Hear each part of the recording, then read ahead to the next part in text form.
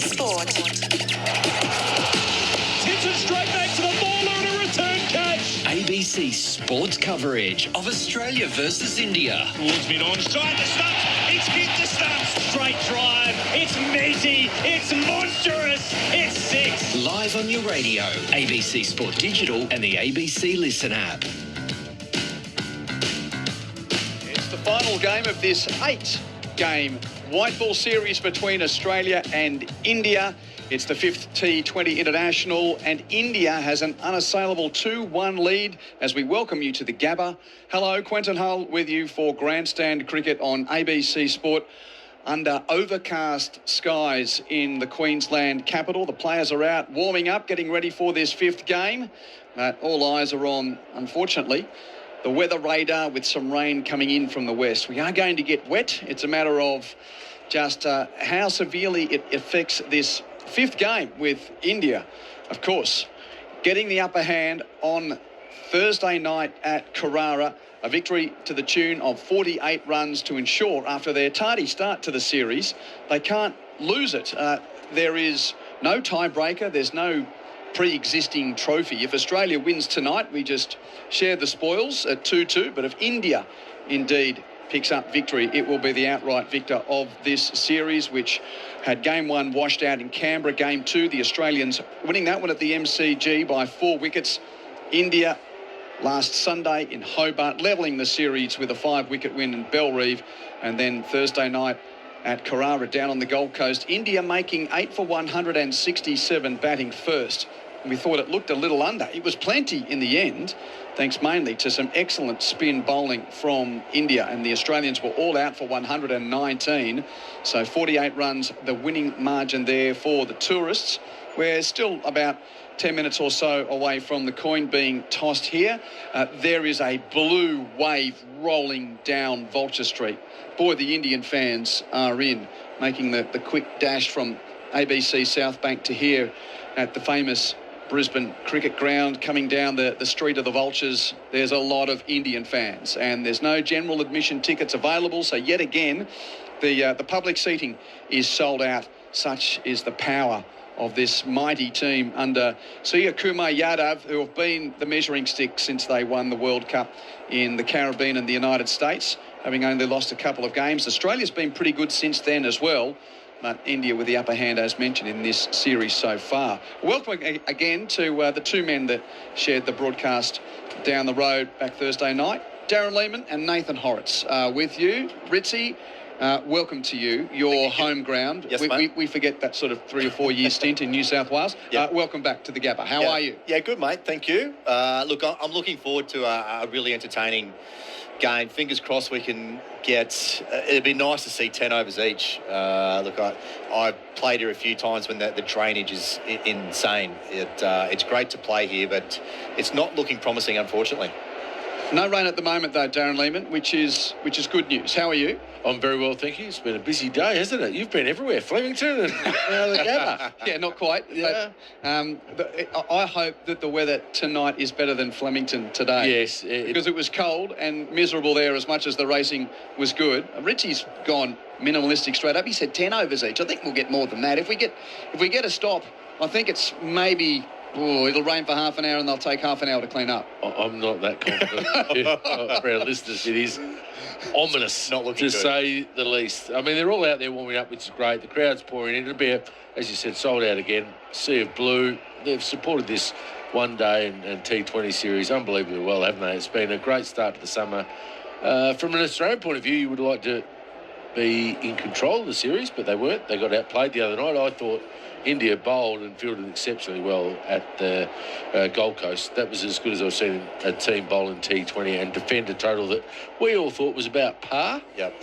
Richie got it right on the money. He got an exact amount, and they came out and bowled really well. Their spinners really strangled hold of the Australian batsmen. But, Dubé got a couple of key wickets when they were just about to go. The big wicket of Tim David out hooking to square leg, and they'd be disappointed the way they played Australia, the way they batted, especially under pressure. I thought they would have been better than that. And it reiterates just how good India has been since winning that World T20 back against South Africa in the Caribbean. They've only lost 4 games since then, and that final was in June of last year. They've lost one game to Zimbabwe, one to South Africa, one to England, and one to Australia across a group of basically 21 or 22 games since then. Impressive. They've got amazing depth. Yep. I mean, you look at their depth and look at those players that are not playing at the moment, and we go, wow, how's he not playing? Or how he's not playing? And then they've had the retirements of the greats, and they've just filled them very quickly, smoothly, no transition. That's going to be a problem for our side, I think. And the Australians have doubled their losses since the World Cup just this week. So they'd only had 2 losses, one to England at Sophia Gardens, one up in the northern swing to South Africa. They lost in Darwin, and then outside of that, they won all of their matches. They had a series against Scotland and England and the West Indies, where they played some really good cricket, won 2 of the 3 games against New Zealand, the 2 of the 3 that were completed. So, yeah, we did build this series up as the 2 favourites for next year's World Cup, getting a really good hit out a couple of months before we get to February next year, and it's advantage blue at this stage. Yeah, look, and I think probably the biggest thing when you're watching Australia play is they've obviously made the decision that just going hard forever. Like, they're going to go hard for the 20 overs. So, look, when you're batting first, you can obviously keep doing that, but when you're chasing and trying to get back momentum of a game, it can be incredibly tough. And that Australian lineup, they've got match winners all the way down, batting 8. When you are faced with those Indian spinners who literally don't miss, they don't get bored with what they do, they put a lot of pressure on, and they did put a lot of pressure on us last game. So it'd be interesting to see how it all plays out tonight. So the toss is about 8 minutes away. We'll take you to Ravi Shastri live for that in just a moment. But if you weren't with us on Thursday night down at Kerala, here's how things played out as India took a 2-1 series lead.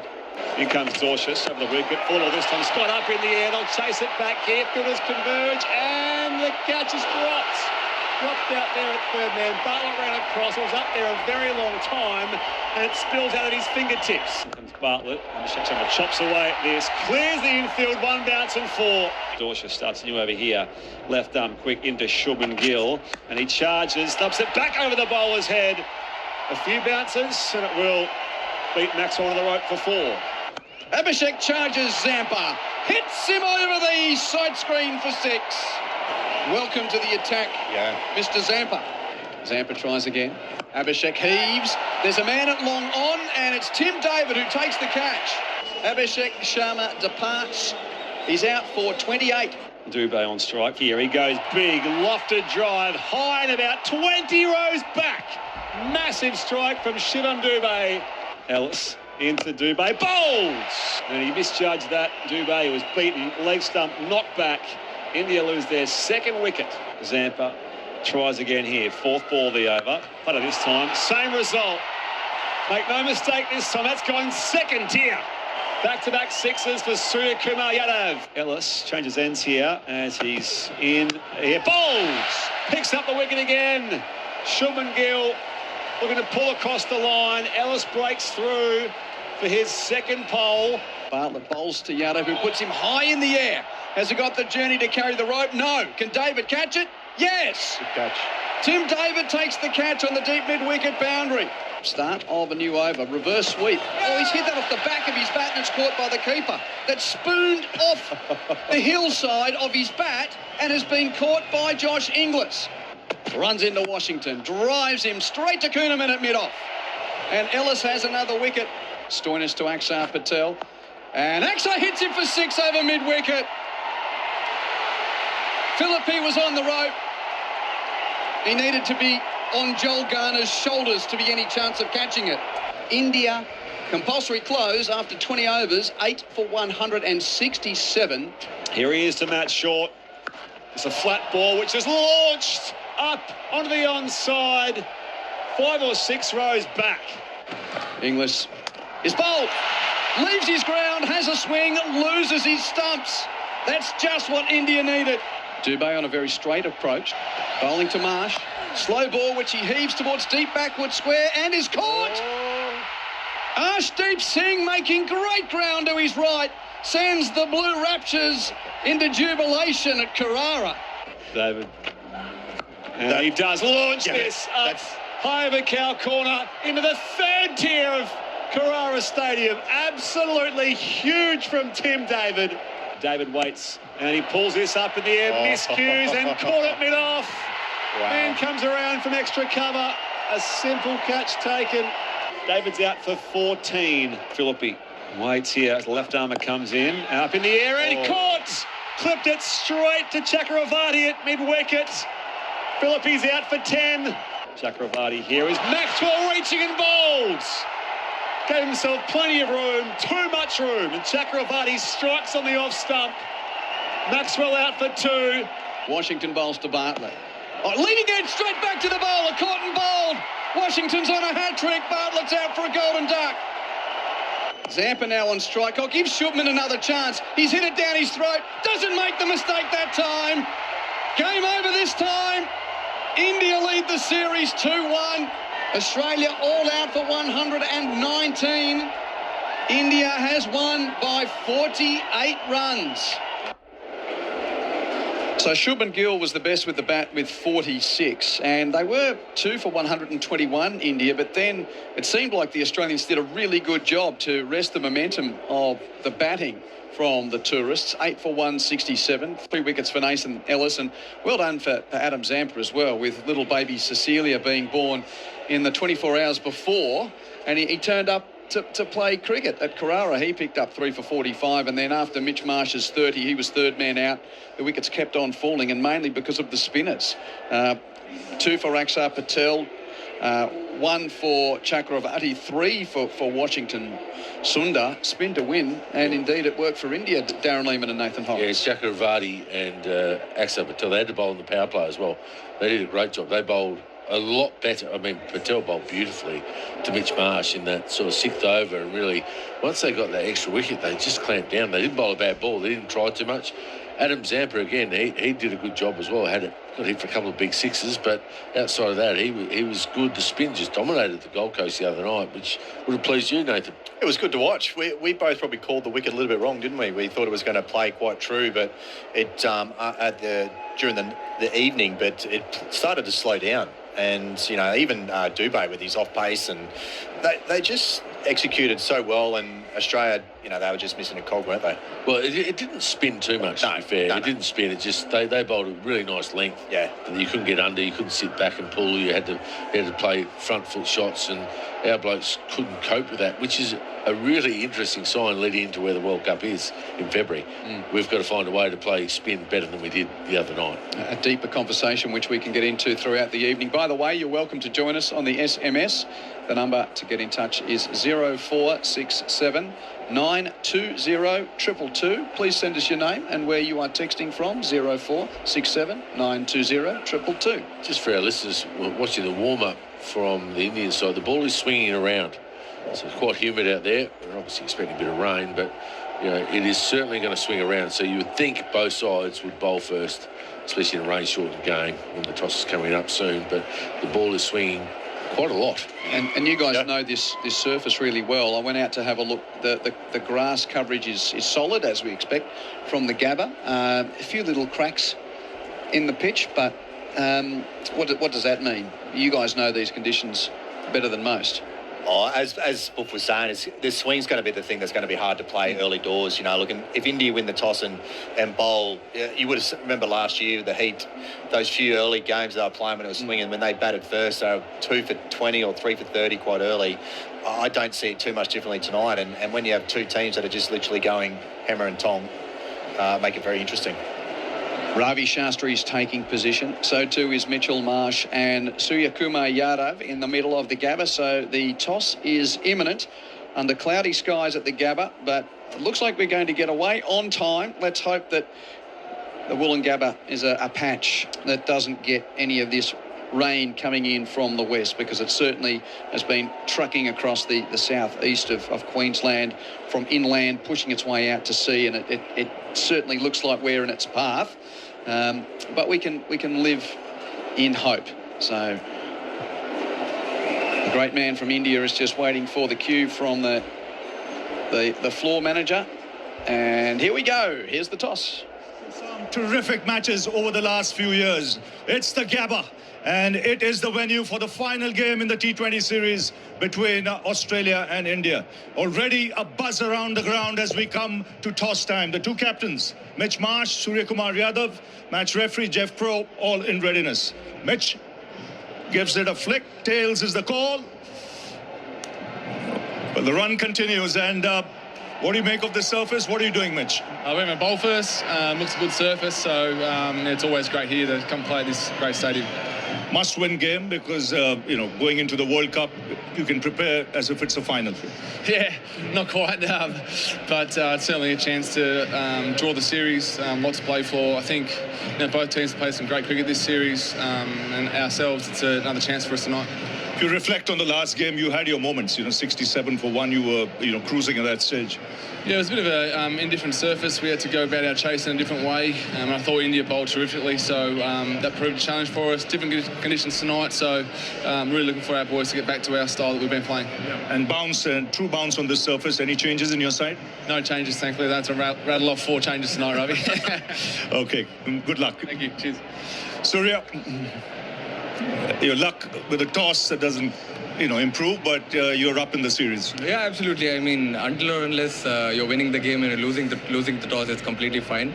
But yeah, very, very good atmosphere. But team is looking good. I think we just want to go out, express, enjoy ourselves. Terrific performance in the last game because it wasn't that big a score, 67 for one. I mean, you marshaled your resources extremely well. Yeah, I mean, it's always good to understand what a team's goal is. I think all the batters realized it was not a 200, 220 wicket. It was a 170, 175 wicket, and they batted it accordingly. And all the bowlers coming in, chipping in really well, every time coming in and picking up wicket. And also the fielding, there was good buzz around. The energy was positive when we were fielding. So all boxes ticked in the last game. We just want to continue what we were doing in the last game. A series win, going into the World Cup. Every series you play, if you win, it augurs well, doesn't it? Yeah, I mean, it's always good to win bilaterals, but at the same time, what team combinations you want going forward, what you want to see, what player is fitting at what positions, that is more important.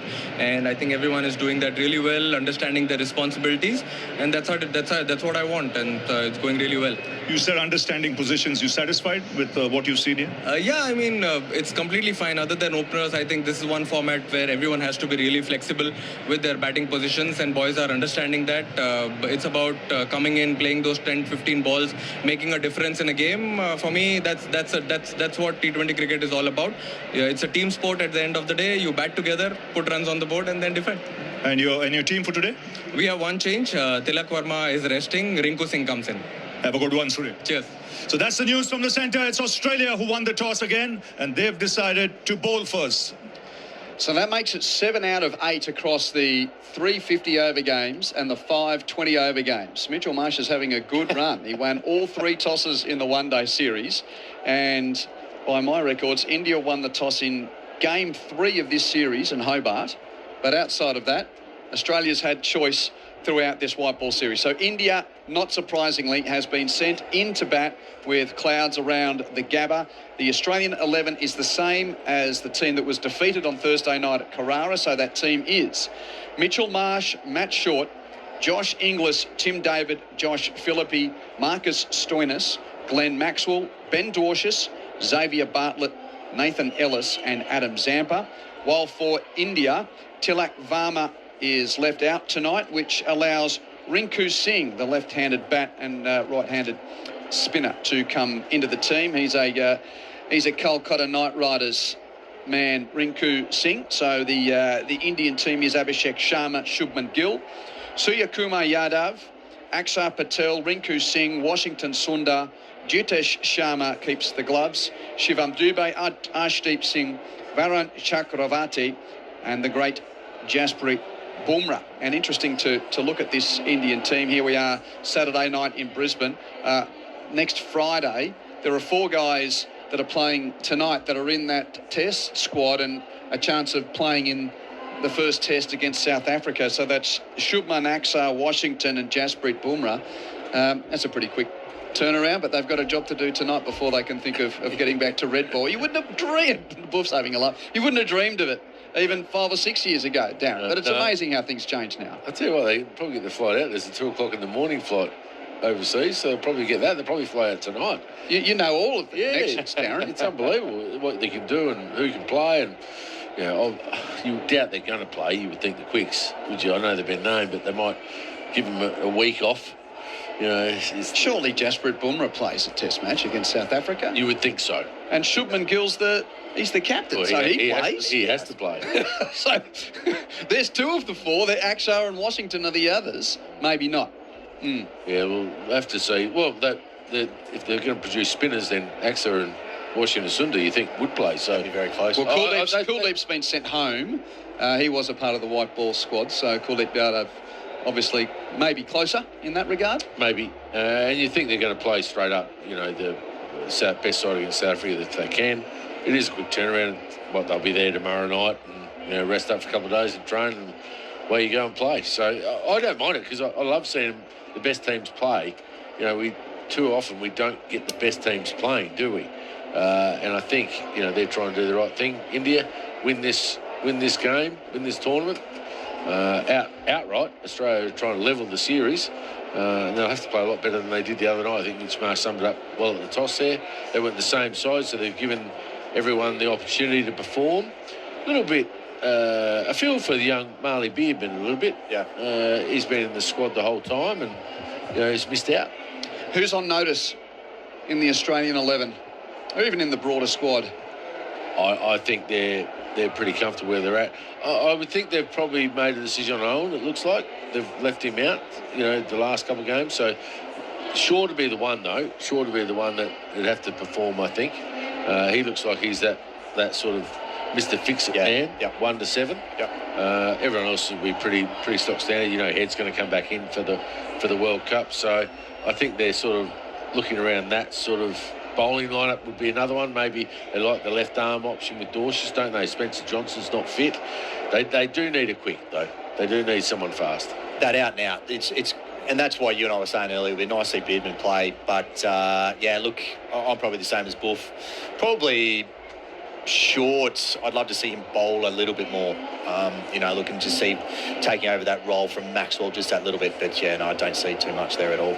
And Ben Dwarshuis out there late into this series, having got over a calf injury. And Glenn Maxwell, we didn't get to see much of him the other night, did we? Coming back from, a broken wrist that he sustained in the nets during that New Zealand series, the brief trip to Mount Maunganui, where the Aussies won 2 of the 3 games that got completed there. He looked a bit off, didn't he, the other night? So he'll have to perform it. But he's going to India. You're going to play him there on the smaller grounds. We know what he can do. And his bowling, his fielding is excellent. The interesting one from Indian point of view, Rinku Singh in for Varma, because Varma came here with big raps at the start of the tournament, didn't he? And he didn't look too bad. Didn't get big scores, but he looked okay. So just an interesting one that gives someone a chance. The SMS 0467 920 222. If you've just tuned in, by the way, Australia winning the toss. India batting first, but rain around at the Gabba. Looks like we'll start on time.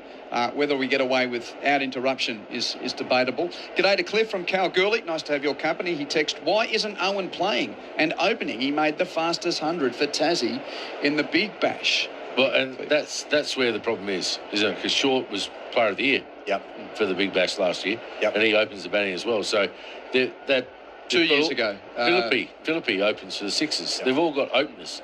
They don't have to worry about it too much with the way they've got Stoinis. They've got the power at the end with Stoinis, Maxwell, David, for example. So they're okay there. It's just what they want to do at the top of the order and how they want to shape up. Inglis is obviously batting 3. David now has gone 4 because they're saying, that's how we're going to have to play to win in India. They also have to play smart against the spinners because that's going to be a big play in the World Cup. G'day to Rob from Sydney who texts, hi Q, I'm looking forward to the game while enjoying the evening sunshine with my 1-month-old son Jamie. It's never too early to start him listening to the cricket on the ABC. G'day Rob, and hello Jamie. It's nice to have you on board this evening. 0467 920 222. By the way, before we get a little closer to this game, just across town at Allan Border Field, the Women's Big Bash League Season 11 gets underway tomorrow. So there's a couple of games. The first of them is a rematch of last year's final. The hometown Brisbane Heat will be taking on the Melbourne Renegades, minus captain Sophie Molyneux, who's going to miss the first part of the WBBL. Unfortunately, she's got an injury, so she's not going to be playing for the Red in that game. But from what I can gather, both Jemmy Rodrigues and Nadine de Klerk are in town for the Teal, having just squared off in the Women's World Cup final. We talk about quick turnarounds. Well, we're somewhat used to from white ball tournament to the next, but wow, particularly for someone like Jemima Rodrigues. She's in town and ready to play her second season for the Heat. She's a former Renegade, I think, among the journey. Yes, she started her WBBL in red. So, yeah, amazing to think that, you know, from a World Cup final to the more humble surrounds of Alan Border Field tomorrow. It'd be an interesting conversation, wouldn't it? Sitting down and having brekkie opposite each other and trying to talk tactics. And, look, the Brisbane Heat, they've probably been the benchmark for the women's game the last 2 or 3 seasons. They just have not been able to get across the line. Beaten by the Renegades last year, beaten by the Strikers the year before that. Yeah, look, and they're a very experienced side, and you've got, you know, players like Charlie Knott starting to become more and more involved. You know, obviously Jess is there as skipper, and they've just got such a well-rounded side. You'd like to think that they keep playing their best cricket, they're going to be there and thereabouts again. So where you can hear it for the entirety of the season, the best place to go is the ABC Listen app, and look for the pink button. So we've had the pink button going for the Women's World Cup, an easy transition. It's now the place to go for the Women's Big Bash League. Certain areas will have coverage through a grandstand or on analogue markets, but the second of the games tomorrow features the Sydney Thunder against the Hobart Hurricanes. So the Hurricanes with the big recruit of Nat Siva-Brunt, and of course the Thunder have probably got the best Australian opening combination in the WBBL with Phoebe Litchfield and Georgia Vole. So a really, really exciting double header at Alan Border Field tomorrow. First game gets underway 1:40 Australian Eastern Daylight Time, which is 12:40 local time here in Brisbane. And great that Robin Chipperfield, who you're going to hear throughout the evening here tonight, he's made the trip for a double header. Chippers, he's not only helping us tonight, but helping us on the WBBL tomorrow. On the SMS 0467 920 222, Dave in Witangra text, fingers crossed for no rain. Yep. I don't think it'll help though. Our fingers are crossed, and yeah, I think we almost should have bingo. Should we do this? And it's a little bit negative, but let's across the. I might see if. You know, it's a very English thing to do rain bingo, so let's welcome the Englishman. Hello, Robin Chipperfield. Welcome to the Gabba. If I don't win this game morally, there's all sorts of issues, aren't there? Yeah. Okay, so I'm cheating. I've got the radar. I reckon we go off in the 6th over. I'm going to write these down. Boof? Yeah, somewhere around there. Somewhere around there. Well, if there's lightning, it'll be earlier. Okay. If it's a storm and it's lightning. So what are you taking? You're taking 4 or 5? What are we? 6 o'clock, 4 overs. Yeah, I'm going to go something like 4 overs. In the fourth over. And why are we playing this English game anyway? Well, because we've got an Englishman. You're an English coach, Buff. Yeah, I know that, but I'm Australian. Richie? You can play the game on your own if you like. I'm going to be really random and say we won't get on. Oh, really? Oh. Yeah. Okay. 15 minutes away, so I'm just going to be just a bit rogue. Nathan Pessimist Horrocks, ladies and gentlemen. Just as we're about to get to the first ball in 15 minutes from now. Speaking of that, though, Canberra, I think it was Canberra, there was 8 overs. 9.4. 9.4, and they didn't refund anything. So, if you are listening to us, under 6 overs or you don't get your money back. 6 overs is the cut-off. You're going Cricket Australia then? No, I think you're going 6 overs. No, I think we'll get back on. I think it'll be... You will get back... 30 minutes of bluster and then 40 minutes of clean-up. I think... And a 15-over game each. I think there's a lot of rain, and I think we're... I'm on form. I tipped a few winners at Flemington today, so I might as well roll on. Yeah, go for it. I like it. I just... If it's going to rain and it's going to rain all game, I would want 5.5. So you get your money back? Yes. Exactly. Robin? 7. You're going for 7. But we will get back on. Ooh, you're confident as well. Yeah. This is your first time to the Gabba. It is my Yeah, first time to Gabba, yes. you haven't seen rain here, mate, No, I have you? haven't. You're about to. You can probably see other buildings out there. How have you found it, your first trip to the I Gabba? love it. I love it. As I say, this completes my set of Australian test grounds. That is I think fantastic. that's right, in a pretty short time. So Oh, well done. I feel very fortunate to have done that. Which is your best one? Adelaide. Oh, you're a good man.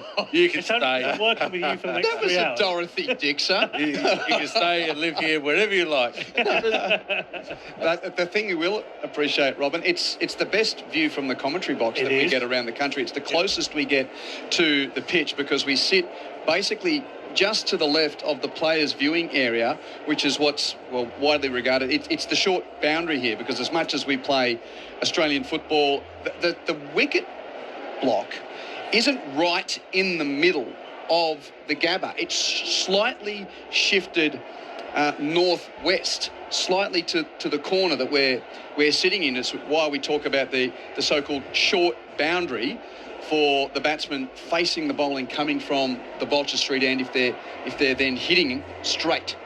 Well, that's exactly right. They'll attack this end towards our commentary box or the players' box end, if you like. It's one of those ones that you target. You try and go at 10s this end and 8's the other end. And that's in a high-scoring, good game.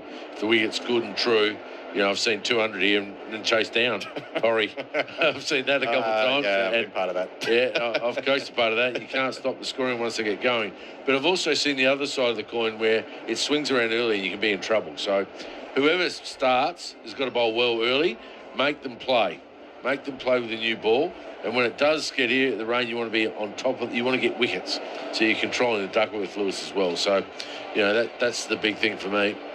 India has been sent into bat here by Australia. Mitch Marsh winning the toss. It's grandstand cricket on ABC Sport. Quentin Hull, Darren Lehman, Nathan Horrocks and Robin Chipperfield to take you through the evening here. And you can continue to send your messages in on 0467 920 222. Filthy Phil texts, don't put David in too early in the game.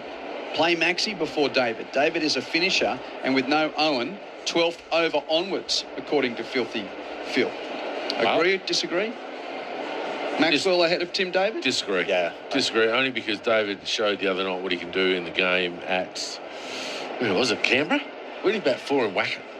That was at Belrive. Belrive, and he did hit him hard. Yeah. So, and Maxi is the finisher. Yeah. I think what they're shaping up with Glenn Maxwell now is that role because really, as soon as Maxi comes in, they just bowl quicks.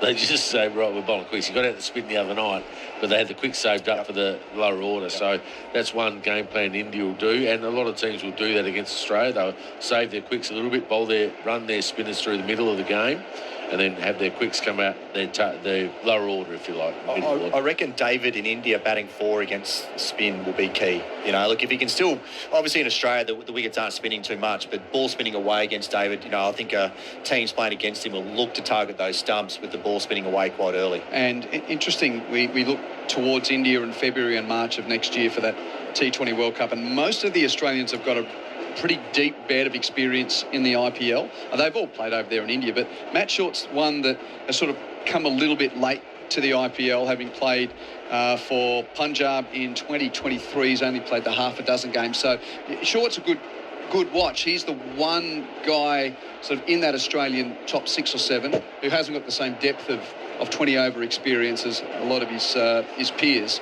because of seasons of IPL cricket. Yeah, look, I still sometimes think that this Aussie side would be keen for a left-arm finger spinner to go over as well. You know, whether Kuhnemann goes, but like Connolly or Short, you know, Short's obviously bowling the same as Maxi.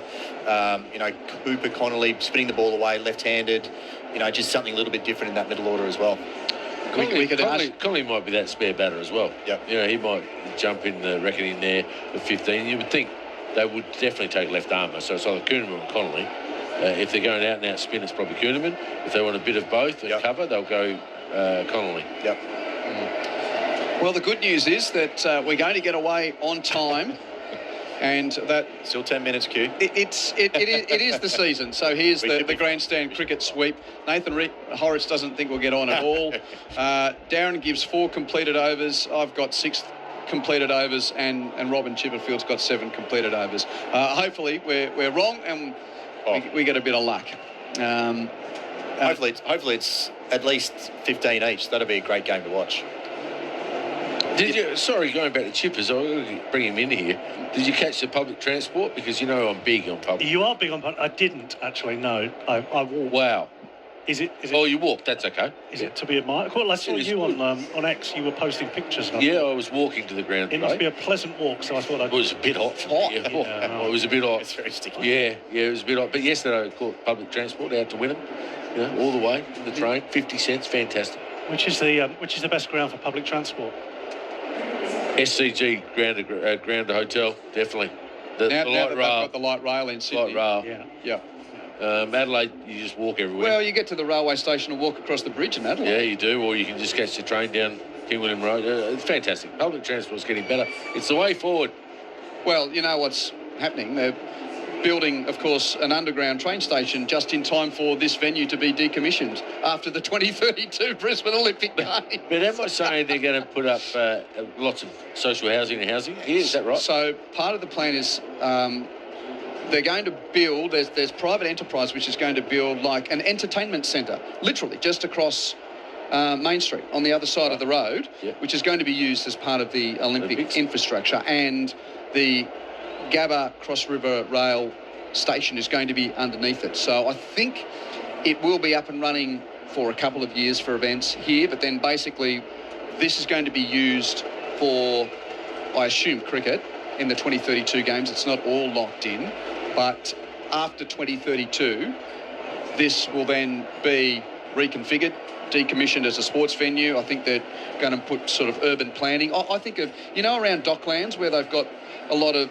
sort of high-rise and sort of shops and so forth. I can see sort of Brisbane's equivalent of the Docklands space coming to where we are here, because all of the oval sports are going to go to Victoria Park. Need more housing and great spaces, so no problems with that whatsoever. Okay, well that's my portion of the pre-game. I think it's turned it for Robin to drive the bus. Repeating, India has been sent into bat here. Please keep your texts coming throughout the evening on 0467 920 222. No change to the Australian playing 11 that was beaten by India at Carrara on Thursday night. India has made just the one change with Tilak Varma out and Rinku Singh, the left-hander from the Kolkata Knight Riders, coming in. In a moment, Robin Chipperfield and Darren Lehman to take you through the first action here of Game 5 of this T20 series. The Ashes. And there's cricket on.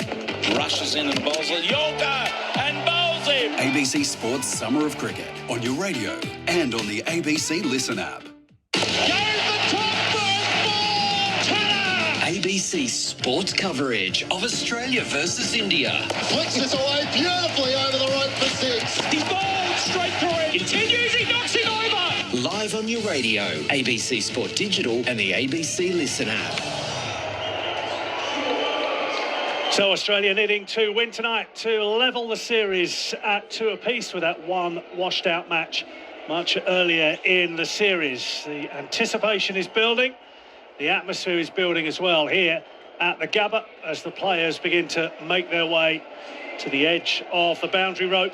Abhishek Sharma got a huge cheer as he made his way to the Toblerone on the edge of the outfield. There's a huge pocket of Indian supporters gathered away to our right, all in their blue shirts and ready to welcome their heroes. We are a little bit full of trepidation, having looked at the rain radar. And it may be that we get an interruption, but we will wait to see. Darren Lehman, we are keeping our fingers crossed it stays away, because this could be a belter. We are, and it's going to do a bit swing in the air. So Australia get the new ball bowling pair of Ben Dorcius and Xavier Butler to try and do the damage in the power play. They're all coming out from the tunnel getting ready to go, but there's a little bit of lightning. I hope that stays away, because then you have the half hour, you come straight off, you've got to wait half hour. Then by then it could be raining. So you actually don't want that to happen either. You want to get going and get started, because you lose time pretty quickly in these games. There's not too much allowance, maybe a 20 minutes here and there. They can catch up if you come off, but you start to lose overs reasonably quickly, and that won't be a good thing for anyone at the ground, or us, or our listeners. Hopefully it's a really entertaining game, and it's a lot of pressure on Ben Dorsius and Xavier Bartlett tonight because they've got perfect conditions to bowl, and you know that Abhishek Sharma is not dying wondering. No, he's going. So he's here for a good time. That's not going to change. So Chippers, I'm looking forward to the start, how they play. They want to get through their overs as quick as they possibly can. And then get a game. Obviously, 6 overs constitutes a game. Is it 6? 5, yeah. 5. Okay, so 5. They changed the rules left, right and centre. So 6 or 5 overs, and then look out. Here we go. It'll be one of those interesting games. I think Australia, they obviously want to win to level the series. India, on the other hand, they want to complete a really good performance away from home in the T20 format. And how much of an advantage, Buff, is it for Australia to be batting second? I mean, it may not rain. There may be no rain whatsoever, but it does look like it's coming. It could fizzle out. You'll know better than I, but how much of an advantage to be batting second? Well, you are totally incorrect. It's going to rain at some stage.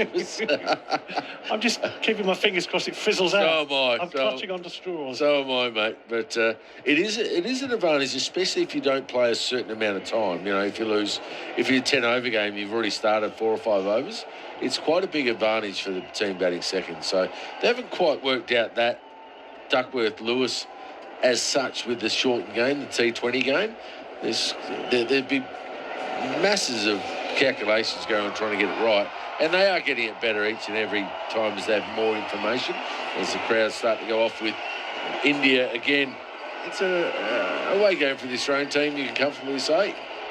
Sea of blue, great support throughout the whole tournament, the whole 8 one-days and T20 games. Gill comes to the crease, Abhishek Sharma, Marcus Stoinis just final adjustments, and then Ben Dorsch is going to bowl the first ball, and it's going to be a ripper game. Yeah, it should be good, this. Looking forward to it. Live on Grandstand Cricket from ABC Sport. And Abhishek Sharma and Shubman Gill are the 2 batters who are making their way out to the middle. Ben Dwarshuis has just got the marker of one of our umpires tonight. Sean Craig and Rob Tucker are the 2 umpires. And we are almost set to go. Almost looking up as much as we are out towards the pitch here at the Gabba because of the forecast rain, but so far so good. Sharma comes on to strike first ball. Number 1 batter in the world rankings in this form of the game. Yeah, he's an excitement machine. He's been the one player I've gone, wow, he does things differently. If he has a good tournament, he can win most games for India. They've got some batting depth, but they need him to get away to a 5. There's been some pressure on Shubman Gill, hasn't there, in the T20 format? His figures aren't as good as he would have hoped. And this tour, he's looked good. He has looked good for our listeners, but he hasn't gone on with it. He played well the other night and hit that massive 6 at the Gold Coast, but he just hasn't played as well as he would like. Yet to make a 50 in this white ball series, Shubman Gill. Maybe tonight is the night. We're about to have the first ball from Ben Dwarshuis with a slip in a gully. There's point cover mid-off, mid-on, mid-wicket. 3rd and fine leg. Just waiting for the clock to tick around to 6:15 local time here in Brisbane. And there's a great noise inside the Gabba. I could never understand that. They're there, both sides already. Yeah. There's a bit of rain about. Yeah. You know, just get going. Staggers me. Fluffing about. Chippers? Yep. It's like watching your Nottingham Forest mob go at it. Please not mention that. We've ruined the evening now. First ball of the match. Dwarshuis comes in the bowl to Sharma. Has a big swing and misses outside the off stump. No sign of him playing himself in. I reckon he must do it. He's done it every game. Yeah. I reckon you could almost say, you know what, get the keeper up the stumps, see what he does. It swung though. There was some swing there. Ben Dwarshuis, as we know, for the sixes, he can swing the ball and he can get a bit of tap, but he can get early wickets. Left-hander to left-hander. Dwarshuis running away from us. Bowls smashed away out towards Backward point just short of the fielder. Xavier Bartlett out at deep point. Almost landed on the half volley. And they get through for 1. Well, he's too deep down there. It's a big boundary, and Xavier could have been off. Being a left-hander, he's hitting with the swing. He's not going to be able to get that over, you think, to 6 in that area. So he could have been off the rope. That's quite deep. That's a big hit out there. What would that be? 80 metres? Yeah. You know, and you'll see in this format here at the Gabba, they'll bowl into the wicket quite a bit. They won't go full because it's short ends are straight. They'll bowl into the wicket more. But swing there for Dwarshuis. Shubman Gill, the right-hander, on strike for Dwarshuis. He's forward, playing conventionally, up towards Mitch Marsh at mid-off, who's quite deep, and that enables them to get through for a pretty regulation single. Plenty of movement in the air from Ben Dwarshuis so far. Both batters off the mark. They got off to a bit of a fire kill the other night, then they pegged him back nicely, the Aussies. Catch coming. Dwarshuis into Sharma, down the pitch, hits over Maxwell at mid-off, a couple of bounces, and the first boundary of the evening. He knew exactly where he wanted to hit that, Abhishek Sharma, and came down the pitch, lifted it over the head of Maxwell, and picks up 4.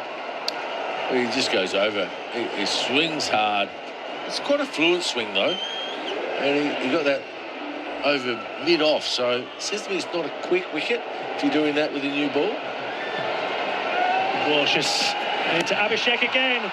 That's gone high. Maxwell runs backwards at mid-off and drops it. Unbelievable. Of all the people, it was a skyer, but it was straightforward. And in and out it went. Maxwell puts one down, and Abhishek gets a life. Well, is that the game right there? Because I said the catch was coming, and I just started chalking it down when it's Glenn Maxwell going for it. He just almost took it too casually. He does take it casually a lot of the time, but too cool. Dwarshuis in again, flicked uppishly into the onside, more runs. Maxwell will give chase out to mid-wicket, but there's 4 more. Expensive start from Dwarshuis, an expensive miss from Maxwell. And India, after the first over, are no wicket for 11. And Gill on 5, Abhishek Sharma on 6. Well, that is amazing. What an over that was. All happening. Welcome, listeners from Tasmania who've joined us from the NBL. Welcome along to the Gabba, where Australia won the toss and opted to field first. Australia unchanged, 1 change for India, and we've had just 1 over. No wicket for 11.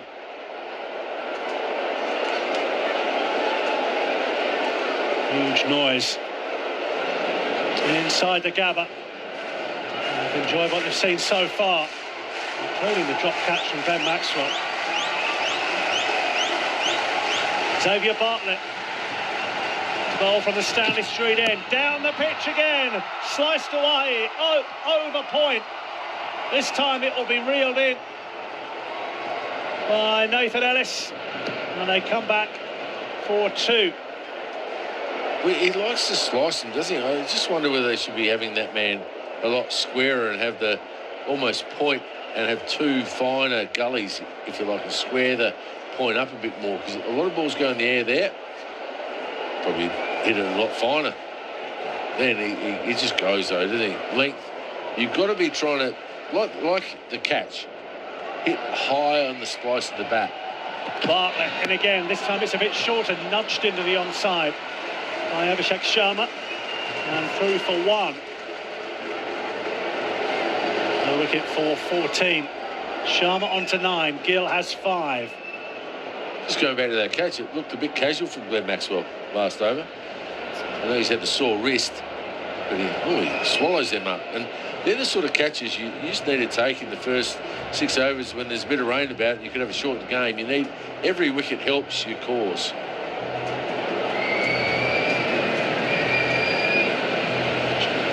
Changing the field here for the right-handed Gill. Speaking of that, the Tasmania joined us. Yes. The Jack Jumpers, they got done by the Brisbane Bullets, 83-81. Does that make you happy? No, I'm 36s. Bryce Cotton, that's on tomorrow, isn't it? I'll take your word for it. Yeah, it is. He's playing his old mob, Perth. Oh, Perth Wildcats. So it'll be a big game, that one. Won't be easy, will it? Yeah, listen on the app. Here's Bartlett into Gill. Pushed out into the offside. Fielded by Stoinis at point. There's no run. Not my sport, if I have to say. You should be following all sports. I know. I'm not against it. I'm not anti it. I'm just not pro it. Pro, okay. Fair enough. When What do are you you soccer? Football, yeah. Yeah, football. Yeah.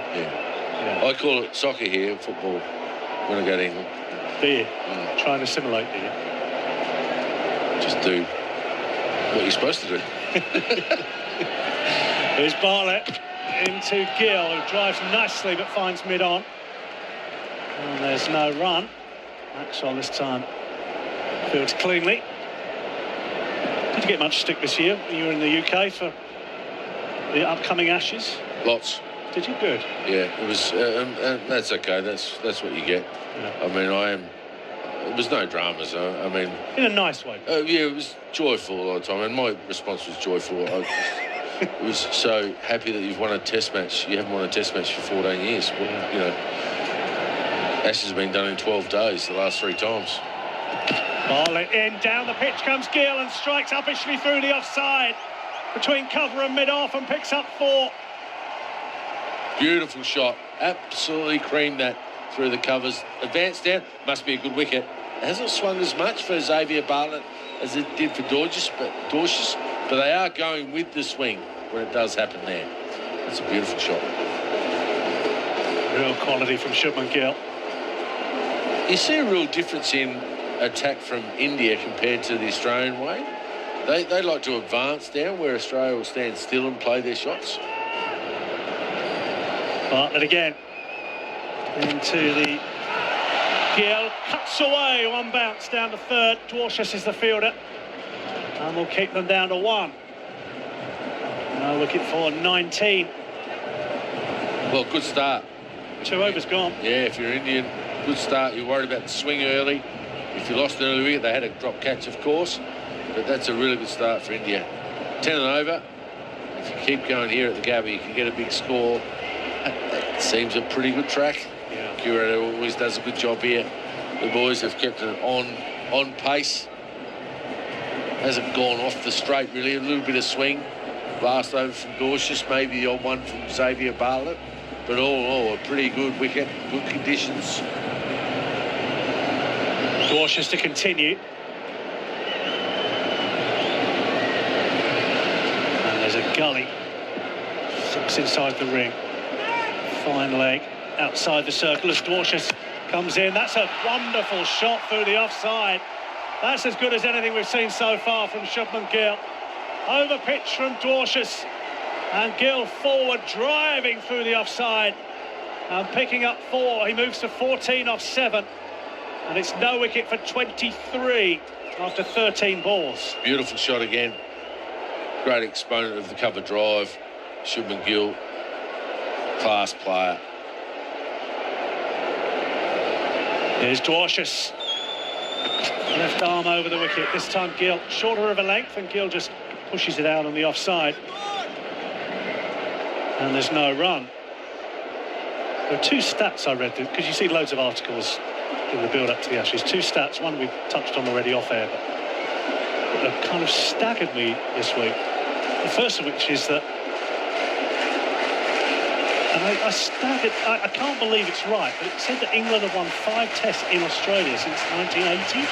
That can't be right, can it? Cautious bowls, clipped away in the onside, over the head of mid-wicket, and 4 more to Shubman Gill. No wicket for 27. This is a sensational start from India. Yeah, great start. Picked it up on the leg side. They're going to probably bring the 3rd man up and then go to the short boundary. And that's where he targeted that. He just picked it up beautifully, though. Timed the ball. No slogging involved here. He actually picks the ball up off his toes, advances down the track and gets it wide of mid-on. Just goes with the angle, really. Dorsch is around the wicket now, so a changing field. Into Gill again, a bit shorter this time. Crack through the offside, he was waiting for it. Off the back foot through point. And Shubman Gill moves into the 20s already. And India no wicket for 31 after 2 overs and 4 balls. Beautifully played, stepped away when the fielder came up from third man. That's why I don't think you should change your field too often. I think you should stay with what you thought the best plan was. You know, they're allowed to play good shots occasionally. The 2 boundaries have been over-pitched balls from over the wicket. You need to get the length right, pull it back a yard. Cautious in again, short pull through the onside for 4 more. Dwarshuis has all the issues here. It flew through mid-wicket at head height, but nobody could get near it. Gill under 26, no wicket for 35. Wow, what a start for India. 35 of 2.5 overs. And you'd think it'd be Abhishek Sharma, wouldn't you? Yeah. But it's not. It's Gill. Now they've gone back to normal. So they chop and change a bit too much, a bit like a panicky change. It needed to be over the wicket, bowl at good length. Again, that was around the wicket. It was neither here nor there. It was a hit-me ball. Dwarshuis into Gill. Nudges out into the offside. Stoinis at point will prevent any thought of a run, but that is the end of the 3rd over. That is no wicket for 35. Abhishek has 9 off 6. And Shubman Gill has 26 off 12. Well, shocked me. The last ball that over, what was it, Chippers? Top of off stump. Yeah. Hit the deck hard, right length, from over the wicket, didn't try too much. And shocked me, he didn't score. So you've got to get the length right early and not try too much. Just to correct that stat, by the way, 9 England wins since 1980. Well, that's a lot, isn't it? Yeah. You must be proud of that. Maybe it was 5 after 86-7 or something like that. All right. Well, they did win 86-87. Yeah, after that. 10-11. Yeah. 10-11, but yeah. Pitiful. Nathan Ellis is coming on the bowl at the Stanley Street end. Into Abhishek Sharma. Slower ball hit away, wide of short. Backward point and down to 3rd man. Bartlett fields and they'll trot through for a regulation 2. Abhishek Sharma has almost been in Gill's shadows in the early stages of this game.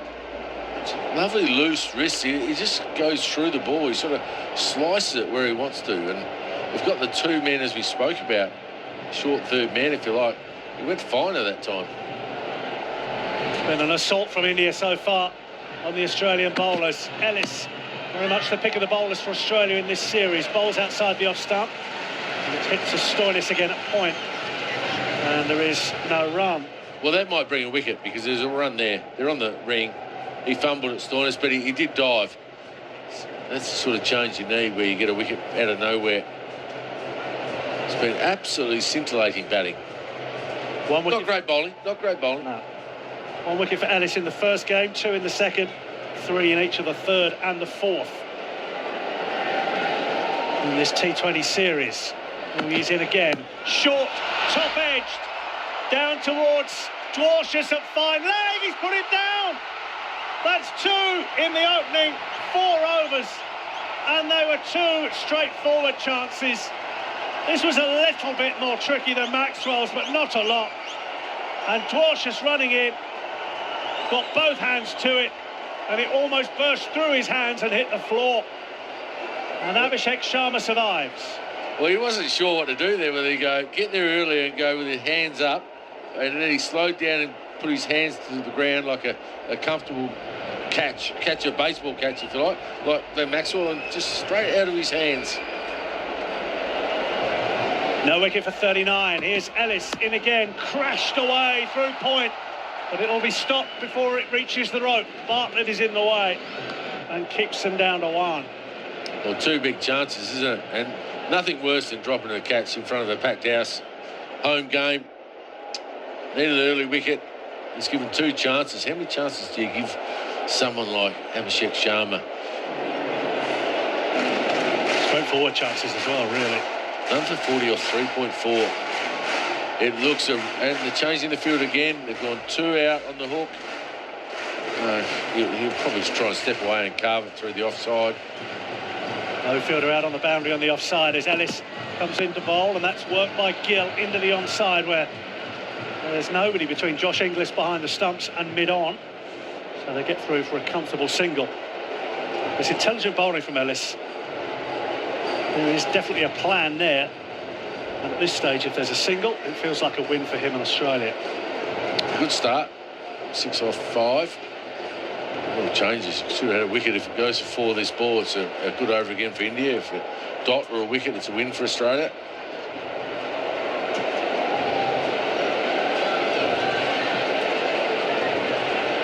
Ellis again reaches his mark. The Stanley Street end comes into bowl to Abhishek Sharma. Sharma helps himself, drops short, over mid-wicket, 4-6. Magnificent shot from Sharma. He was waiting for it. Ellis put it right where he wanted it. And he's lifted it from about off stump, over mid-wicket, 4-6. What a start, 4 overs in. India having been put in on no wicket for 47. What a shot that was. Slow ball into the wicket from Nathan Ellis and went all the way. Set a boundary to finish, ends up being a good over for India. And my word, that was a good shot from Abhishek Sharma. Pulled it all the way. That would have gone 85 metres. Chippers, big hit. A long way out there. Pulled up 1,000 runs for him in T20 internationals. And Xavier Bartlett comes back into the attack at the Vulture Street end of the ground. All the problems on the shoulders of Mitch Marsh, the captain at mid-off. There's Bartlett into Shubman Gill, work through square leg. And they'll pick up a single. Dwarshis is out at deep square leg. Keeps them down to 1. And Gill sort of gets off to a flyer, then now he's going to give him strike. That's what he did the other night.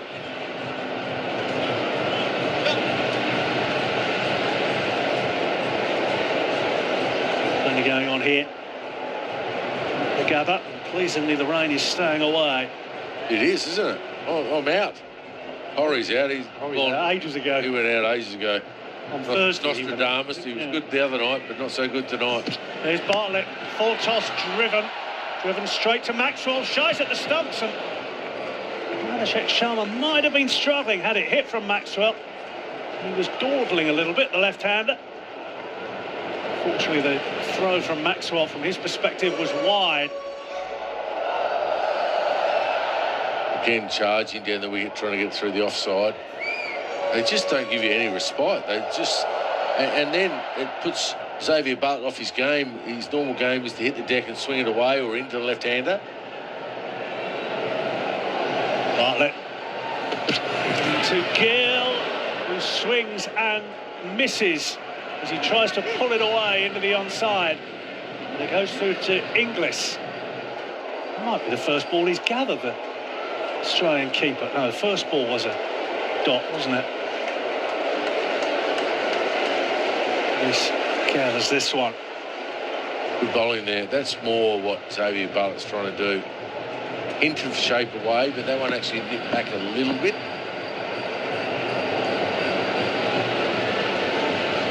Bartlett to Gill again. Good length, and it's just pushed into the offside by Gill. Tim David fields at cover. They're through for 1, and that brings up the 50 inside the 5th over for India. Great noise inside the ground. People in blue shirts. The Indian flag is being proudly waved by several of those spectators away to our right-hand side. There's a good crowd in now. We got a crowd number come through yet? I haven't. Oh, I have. 28 odd thousand. Here's Bartlett in short, pulled into the onside, over the head of Tim David at mid-wicket. It rather plugs, so it won't go for 4, but they've run 2, And they're thinking about a third, but Abhishek Sharma sends Gill back.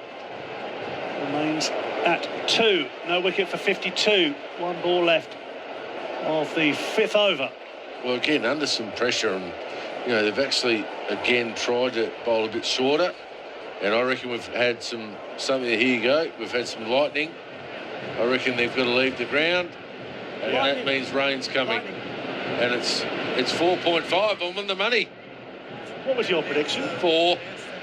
But that's inclusive. We'll definitely need to get the covers on. So now what they do here is because of the lightning, they've got to go off. I think it's about half hour. Yeah. So they've got and then the rain's going to come. That's where the problem is. So. God, you're full of good news, you are. I know, sorry about that. England lost. Here's your other good news. England only won 4 tests this century in Australia. How's that, Chippers? The good news keeps on coming. Yeah, but it's not a great. It's a safety clause, obviously, for everyone, ground staff and umpires alike. So they'll come out and they know there's some rain coming. It's been an unbelievable, scintillating start from India. None for 52 off 4.5. They've been absolutely brilliant after being sent in. Shocked me. We send the side in again. I'm going to start to call Mitch Marsh Nasser Hussain. In fact, you can call everyone Nasser Hussain because everyone sends everyone in these days. No one bats first, and I don't know why. Today, I can sort of it makes more sense with the rain, doesn't it? With the rain, I can get it. And it was supposed to hoop a little bit, but it didn't really swing, Chippers, did it? Not after that first over. Producer Zane Bojack has just made a very good point. Almost a point. I'll make a note of that. A point of order. Our competition was for when will the game get suspended due to rain. The game has not been suspended due to rain. It's been suspended due to lightning. Only Zano could come up with something like that. It's not going to go down with Bull. Yeah, Quentin Harlan, Nathan Horrocks joining Robin Chipperfield and Darren Lehman. 4.5 overs in, none for 52. After Abhishek was shelled firstly dropped by Maxwell and then dropped by Dwarshuis on 5 and 11. Yeah, not the greatest start in the field for the Australian team, and they pride themselves on being so meticulous and taking those catches. Glenn Maxwell, you wouldn't have expected to drop that. Ben Dwarshuis, he's a fast bowler, so you accept that occasionally. That's what they do. But, he's normally got a good pair of hands, and that can happen. But the Maxwell one, you wouldn't expect him to drop that. By the way, we'd like to hear from you, and we will stick around here. We've got some great cricket chat coming up. If you missed Jonathan Agnew's chat with Brett Sprigg earlier today on Summer Grandstand, we've got that on standby, but we're just going to, of course, hang for a minute here and see how things happen, because as much as, Robin, you've been at plenty of Sydney Test where calling rain is boring. If calling rain is interesting anywhere in world cricket, it's here at the Gabba, and you're on debut at the Gabba. So we thought we'd put on a nice little southeast Queensland spring storm for you, so you can get the full experience. I'm waiting for the lightning. That's what I really wanted to see. I want to see a big storm, a proper storm. You're going to? I think you're going to, yeah. I think you're going to, mate. This is fantastic. And the other thing... Well, it's not really for our listeners or for the game of cricket, but it is fascinating when you see it. And when it stops and they play half hour later, you go, how the hell did that happen? In all seriousness, is it going to be an issue in the second test? For the day-nighter? Yes, probably. Because I remember watching Ashes Test back in the day, and it got to about 5 o'clock in the afternoon local time. You got saved when Stuart McGill was running through you guys. What year was that? Most years.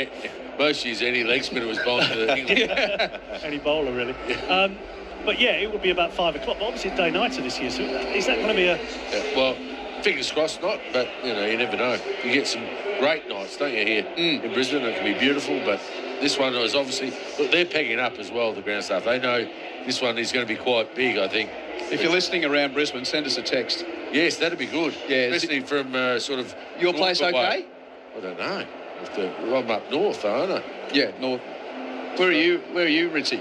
I'm Bulimba. Yeah, so you're only 15 minutes away. Yeah, not far. Not far from here. And I'm inner west about 20 minutes away, so... So you'll be close? Yeah. Not far away. Indooroopilly, which is not too far away. Rain is not far away. Is it there? Not yet, I don't think. Okay. Yeah. Well, but the ground staff, they know what's going on. They've got everything on. They're strapping them on. They're getting them, plugging them down. They're getting everything on. It's not going to be good. But the great thing is, here in Britain, Chippers, and you'll see this, and it will amaze you how quick it can change. It's incredible. And Nev from Coonabarabran texts, if it's unsafe for the players to be off due to lightning, how safe is it for the ground staff to come on? So that's why they're doing it now, and we're getting an advice that the patrons inside the ground have been told to seek shelter under cover. So those in the lower bowl. And it takes me back to 2 Sundays ago when I was on duty across town at the Cauldron at Lang Park doing the Pacific Championships Rugby League game, which was suspended during the second half. We had a 90-minute delay. They got everyone off the ground, all the players off the ground, and then the patrons in the lower part of the stadium got moved as well.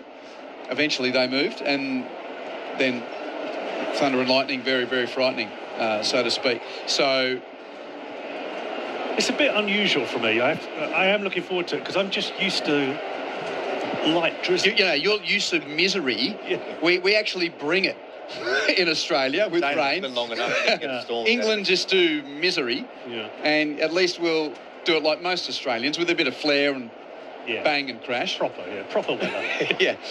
So India, none for 52, 4.5 overs in when imminent storms and lightning in the area has stopped play, and there are 7 ground staff out there, 8 of them, who are sort of like a line of lemmings at the moment, just walking along the edge of the tarp and using their big boots to stomp the pegs into the edge of this tarpaulin to make sure it doesn't blow up because of the heavy wind that's expected. Were you any good at that game, Lemmings? Oh, for those that aren't aware, it was like a computer game where you had to dig holes and build bridges and all that type of stuff. I was fascinated with it. I wasn't very good at it. Nathan, did you play in the test match which was affected when the tarp got ripped off the roof to the left here? I think it was against New Zealand during your time? No, not me. So I played a one day here for Queensland against New South Wales, and it hailed in the break when we were having dinner. Like literally hailed, and came out. We played full 50 overs, second innings. So the drainage is incredible. Yeah, and the day that still befuddles me, for the man who supposedly knows it well, having been calling cricket here for 25 years, I still think the Sunday afternoon of Test 1, Ashes 2013, Darren, when you were coaching, and it absolutely went nuts on the Sunday afternoon. And I said, no, we're not going to get back on. And then it cleared, and you said to Mitch Johnson, okay, just go clean this up, will you?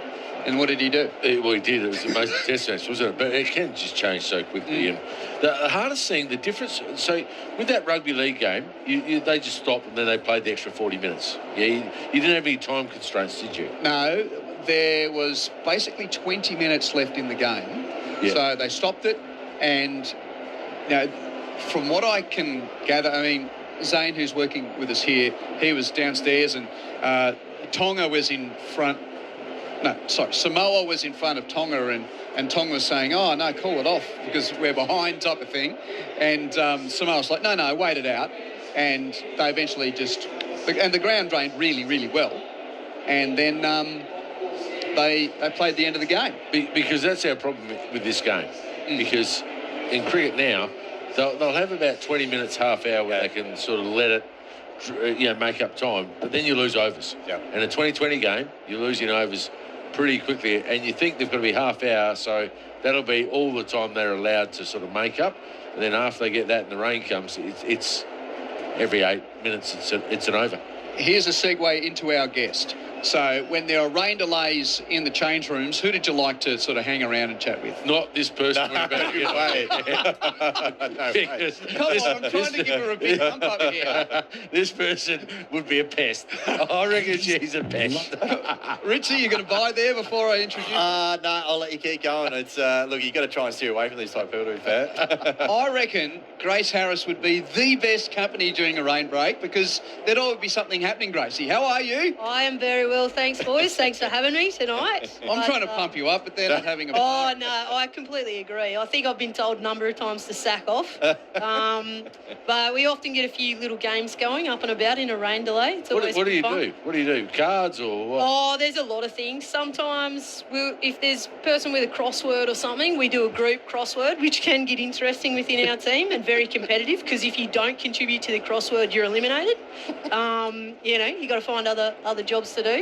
But any TikToks that are going around, you often hit up the media girl for some little TikTok dances or anything like that amongst the young ones. And there was like a statue challenge one year that was pretty viral. So we did some statue challenges. But, yeah, good little fun stuff. The unmistakable voice of Australian all-rounder Grace Harris with you, who's turned up in her Brisbane Heat teal because very quickly you've had to take off the national colours and get ready for the bash. Hopefully the weather is okay at Borderfield tomorrow. But let's reflect a little. How long have you been home?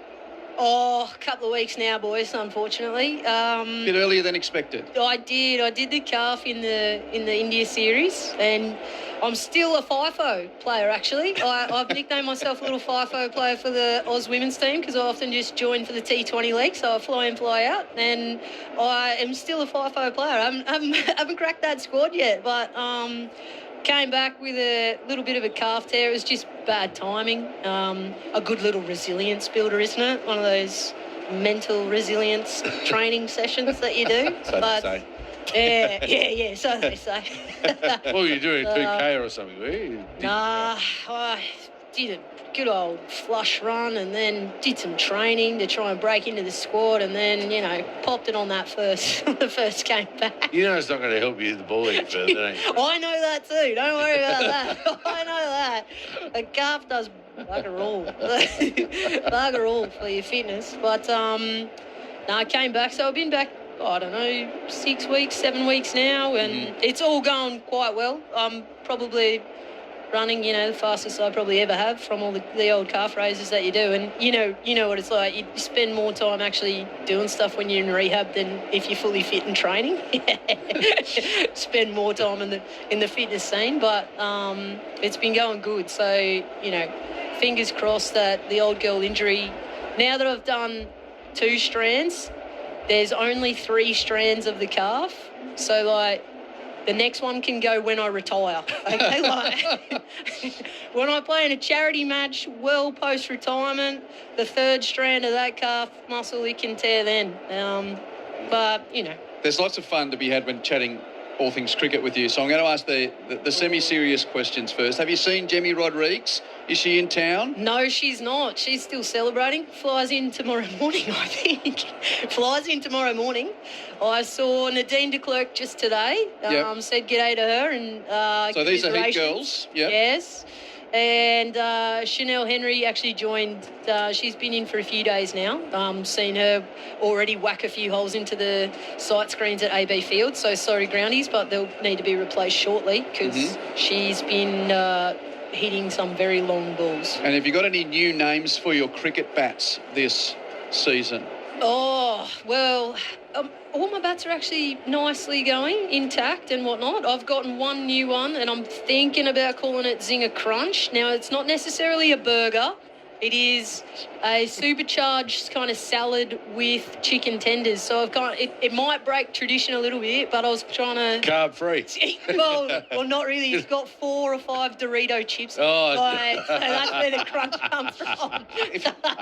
And often I just add chicken tenders if I'm ordering a Zinger Crunch. But I like to think sometimes that I'm being healthy, even though I've ordered a Zinger Stacker burger, chicken tenders and the chips. I also add the Zinger Crunch salad onto the side, and I'm like, that's just like, I'll keep the dietitian happy. Yeah. We've got some that are thinking, what is she talking about? So enlighten us. So what are some of the other names of the bats that you've got in your coffin? Okay, so I've got Zinger Stacker, which is quite it's a nice bat at the moment. It's got a very good middle. It's aging quite well. So Zinger Stacker, and I've got Barbecue Angus. And Barbecue Angus is a bit older, a bit lighter and much lower middle. I've got just the Zinger Burger because it is very similar profile to the Zinger Stacker, but I've hit the ball 90 metres with the Zinger Stacker and only 80 with the Zinger, so it's got that less fillet, less punch, right? and then I'm waiting for our boss at ABC to see, the only way we can get away with such a breach of editorial policies is that we're talking about the names given to Australian cricketers back. Yeah. And then just Big Mac is rolling around. So okay. Yeah. Big Mac's just another option. They're all different profiles. So same weight. And which but was the one that got broken the day that you hit the 6 at North Sydney Oval and it broke at the same time? McChicken got broken. McChicken. On the cricket, how are you hitting him? Oh, look, Wolf, it's the best I've ever hit him. Really? I'm telling you Well, right that's now, good. like, That's good. you know when you get into these patches though, and you're like, please transition into runs in the middle. Please transition into runs in the middle, because you spend so long just hitting the ball into a net just there, and you don't really see it go past the short cover or short mid wicket or deep long on, for instance. But it's been going so well recently, and I'm trying to. I've really worked hard on accessing a bit over cover, so I'm going to be surprised, or I might surprise myself, if a spinner or someone tries to dart it into my legs and I slot them for 6 over. Where are you going to bat?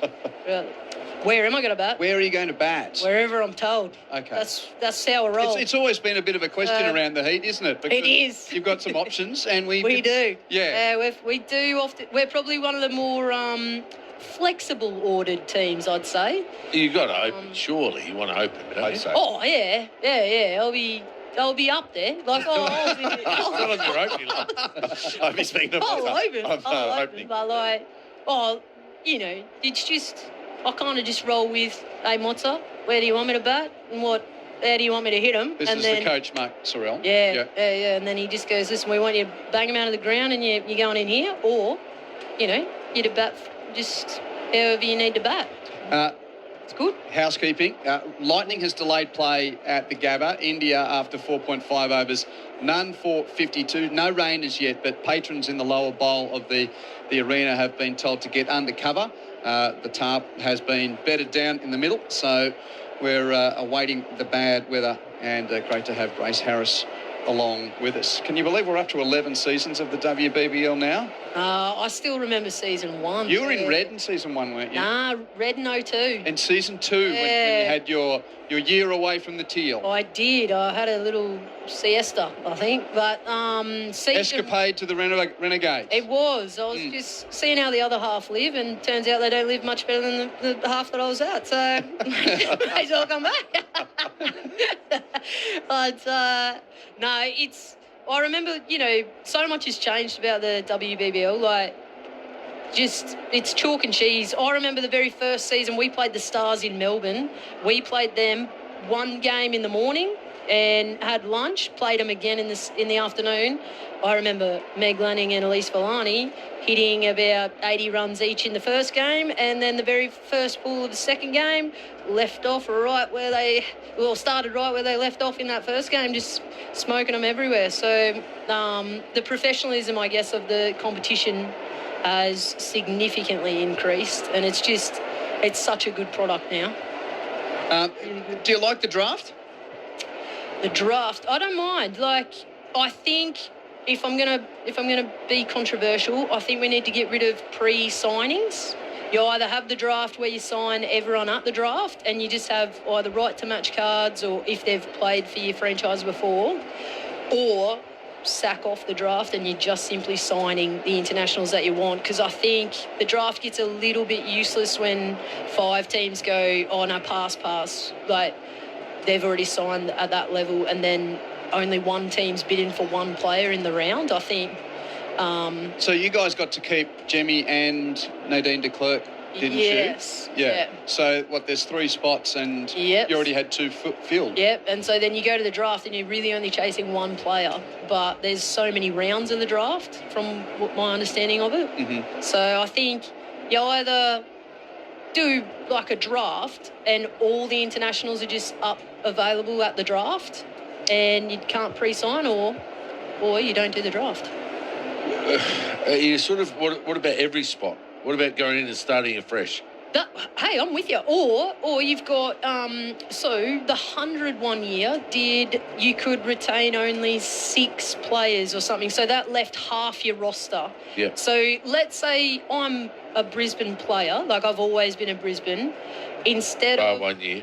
Bar 1 year, that's true, bar 1 year. But let's say, like I've always been a Queenslander from here. So let's say if Brisbane Heat genuinely go, no, we want Grace, like from the get-go, you can just pick half your squad that are like traditional Brisbaneites, Yep. if for lack of a better word, and then, or you know, you might pick 3 rookies, 3 senior players, however you want to juggle it, but Brisbane people, and then you've got for a draft the rest of the, you know, Slots. 6. Yeah, then you're really fighting for domestic talent and international talent in the rest of your. I don't mind it because they've got to revamp it some way. Men's, you know, there's lots of chopping and changing. I don't mind revamping it as well. It won't happen. Players won't go for it. No, because they won't want to move the 6-week period. But if you had 2 rookies, 2 seniors, whatever it is, and they're outside the draft, then you have the draft. I think it'll actually work quite well. And you get the best players playing for each team. You know, you wouldn't have... Some teams have got players that should be playing that are not. Mm-hmm. And that's a real worry for the game. Women's game and men's game. It keeps the quality and the standards high, and you want the high standards because to be able to... Well, even if you're pushing a case to represent Australia or to go to the next step as an international cricketer, you know that that's a bigger jump in quality as well. So if you're not getting the best quality in your domestic comp to then do the jump to international cricket, you want it to be a smaller jump. The voice of Grace Harris with you on Grandstand Cricket on ABC Sport. Here is the first of the light rain. We haven't had play for 20 minutes or so with patrons and players ordered to seek shelter with lightning in the area. India sent in none for 52 from 4.5 overs. So, Gracie, the hunger that comes at the start of any season, but when you've spent the last 2 seasons watching the other team lift the trophy in the last game. Yeah, I know. We've fallen just one short the past couple of years, I guess. And JJ's played in a few other franchise finals and lost as well. Jess Jonathan, she's had a really tough run. Is that a sore point? I think it's a sore point for her, definitely. I think we've had a little bit of a joke about it. You know, always the bridesmaid, never the bride for the past 2 years. I think she's covered a fair few finals. But I guess I said to the girls, like, you'd rather be playing finals than miss out on them. Like, I would rather take playing finals and losing than not being in the finals whenever anyone has a crack at how Brisbane Heat always lose, right, the final. And I'm like, oh, yeah, who do you support? You know, like, I don't know. Hobart Hurricanes, they didn't make it, did they? Like, so you can kind of give it back a little bit, but yeah, it's just sometimes, I guess the one that we really should have won, or the one that I'd probably be most disappointed in, was that 120 against the Strikers when we just kind of let the run chase. It kind of felt like we were just going to get the runs instead of actually getting the runs on the board. And I think that was probably the most disappointing one, but outside of that, like, it just shows you how hard the competition actually is to win. And, you know, Brisbane, they've won it twice, so we are chasing that elusive third, which no team actually has done in the competition yet. Everyone's kind of just won it twice, and then there's been a new winner. So, you know, it's a bit like the Aussies with the World Cup. You know, no one's gone 3 in a row yet for the ODI World Cup. There have been 2, and then there's been a new winner. So it's ever improving, and it just shows you how hard it is to actually jump that final hurdle. It's pretty cool for the comp, though, that we get the rematch straight up against the Renegades, even though Soph Molyneux's not going to be there. Yeah, I know, but they're still a pretty good outfit. Don't worry about that. Renegades will still be very competitive. They've got some good signings. So who have they? Oh, Tess Flintoff's come across from the Stars. Yep. But they're going to miss out on Hayley Matthews is not going to be playing. She's got a shoulder injury. No, but they've replaced her with Izzy Wong. Yep. And that came through this week, didn't it? Yeah, there's 2. And Dav, who actually been on the London Spirit team, she's the one that whacked 100 off 42 balls against us in the Oval. And she's a young England player, up and coming, but she can hit a ball, and she's... Dav, sorry for those that aren't aware. Davina Perrin, 19, 20 years old. Got a good head on her shoulders, but she's got a great technique for a 19, 20-year-old butter. And if she works out, obviously when you're that young, you just got to figure out your game a bit more. But she can strike a ball and she plays nice and straight. I think she'll suit our wickets too. But how was London Spirit for our listeners? How do you enjoy travelling the world? What do you miss most about Queensland, and what's it like travelling the world? Well, my first year with London Spirit, I just remember it being raining the whole time. And I reckon I lacked a bit of vitamin D. I probably went a little bit crazy over there. But last season, I must admit, it's a different experience. The 100, you combine 2 teams, 1 club, and you play with, just before the men, but you get really good crowds. You're at boutique kind of ovals, so the atmosphere, even though you might have 3,000, 6,000 in, it feels like you're playing in front of 10,000 over there. I think all the same playing conditions is fantastic. And the fact that you kind of do get to play with some of your England rivals for the Ashes series, it adds that element of figuring out how you're going to play against them when you get up against them.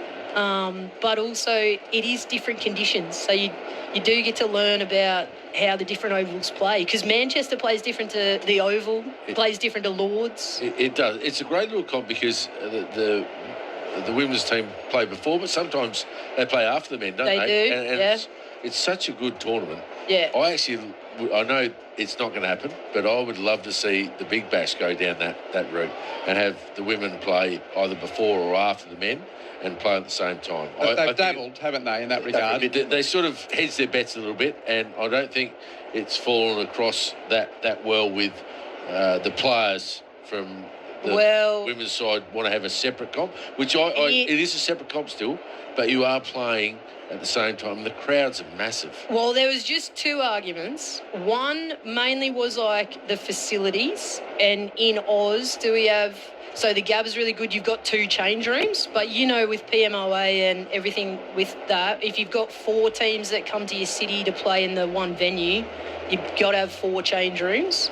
And then second argument was, I know from the playing group, it was if you're buying a T20 cricket, or the attraction of T20 cricket was that instant hit.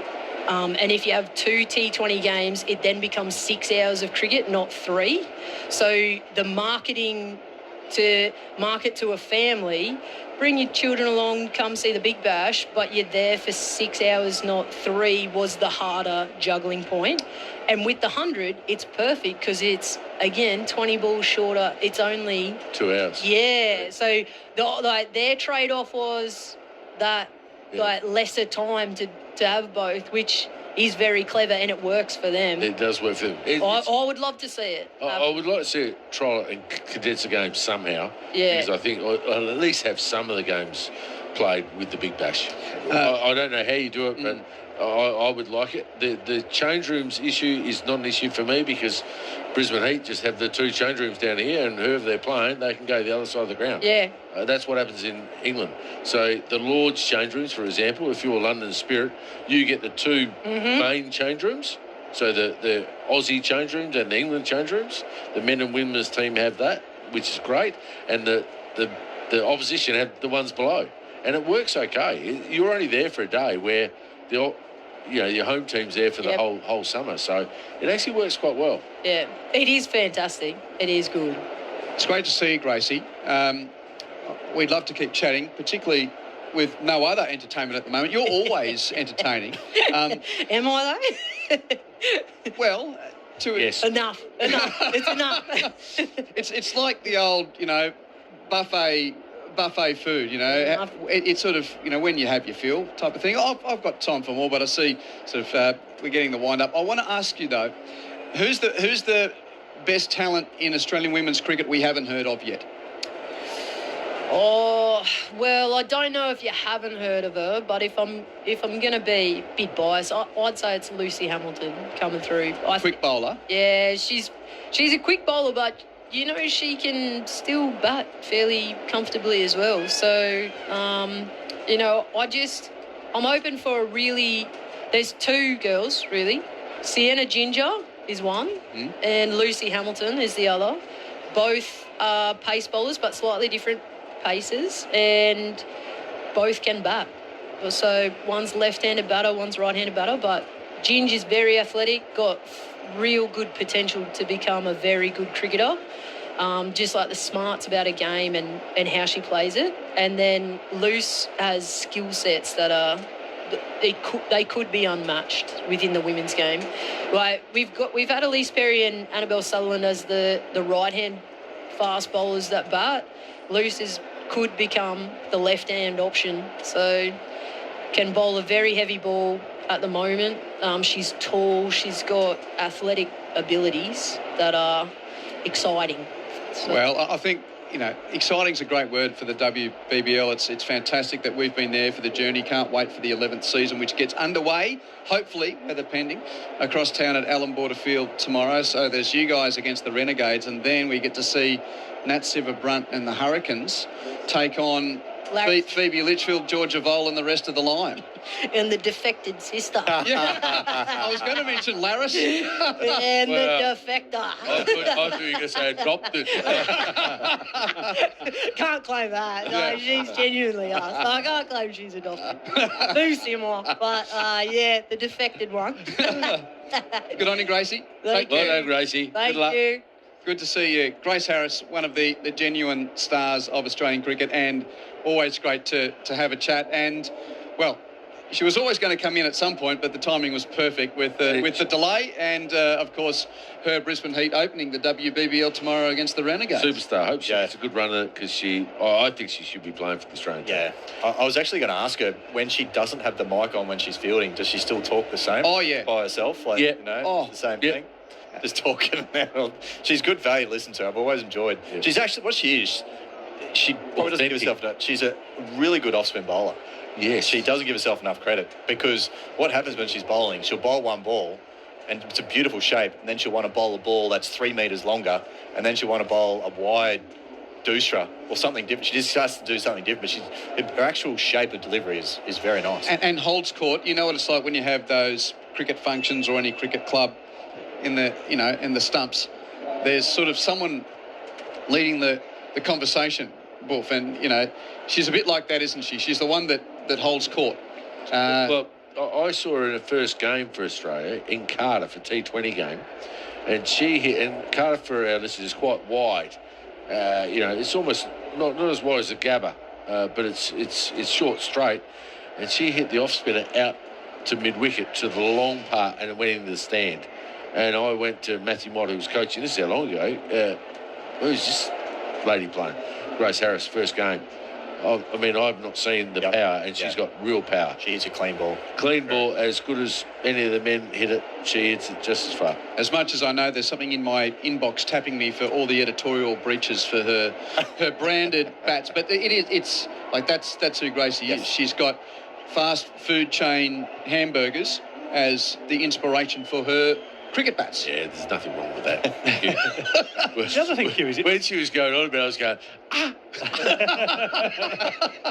because the bat broke, right? Yeah. That was the issue with it. Yeah. And she still managed to hit it for 6 with a broken bat. Yeah, that was McChicken. Oval, yeah. That got broken. It's okay when she says it, not so much when you say it. Well, now, Robin, as the first timer, Robin Chipperfield here with Quentin Hull, Darren Lehman and Nathan Horrocks, Grandstand Cricket on ABC Sport with play delayed for now rain, because the rain is here. I've described Gabba rain for 2 decades. Do you want to have a go? It's your first visit at the ground, so it's not heavy. Yeah, it's. I reckon it's steady rather than heavy at the moment. It's crazy, isn't it? Looks insane. here we are talking about. Yeah, we're saying there's going to be hail and lightning. It just looks like a summer day in Nottingham. Yeah. They're still playing in this. Yeah. And why not? I don't know how much more there is to come, but it's steady rather than spectacular at the moment. Let's play the game of trying to work out the images of blue and green and red on the radar. So the main part of the storm has gone to the south of the CBD, which is good news. So at the moment, if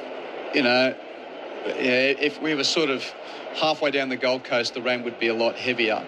And there's not too much behind this band, which is going to push through in the next... we've got an hour of frustration, I think, at least. That long, did it? Yeah. And the problem is they need one more delivery. Well, yeah, six overs is when Cricket Australia keeps the fun. So it's for Australia to have their 5 overs. For end of innings, and then Australia get to... That's a very good point, because that's 15 minutes right there, isn't it? It's 10-minute change of innings. Getting India out there to face one ball, and then for DLS to do their thing. And the other thing is DLS, presumably, if we...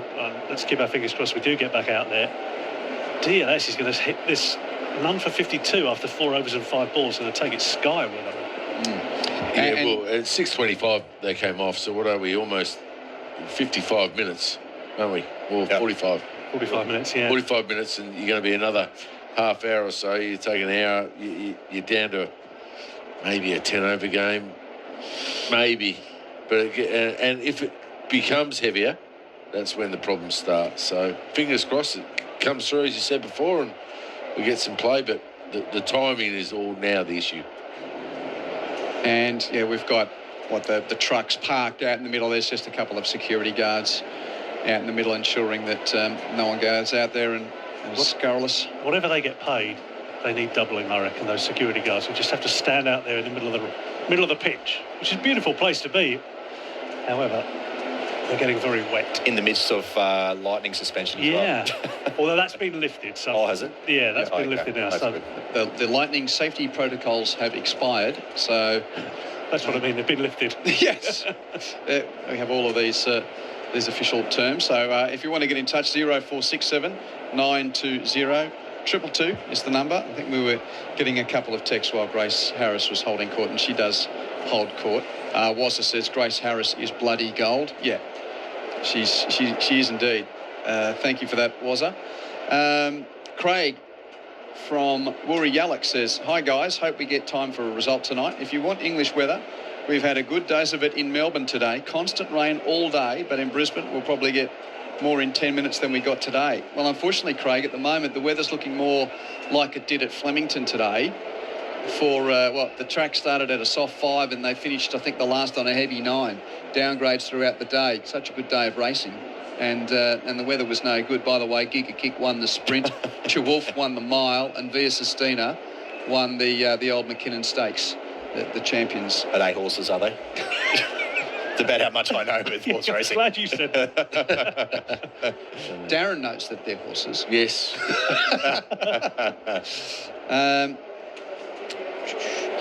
Chippers, can I ask you a very quick question about Nottingham Forest? Yes. Your thoughts on Ange being in there for that short period of time? Well, I without getting too technical, I don't think he ever really stood a chance. Yeah, okay. Usually when the manager leaves, the supporters have had enough by the time he goes. Yep.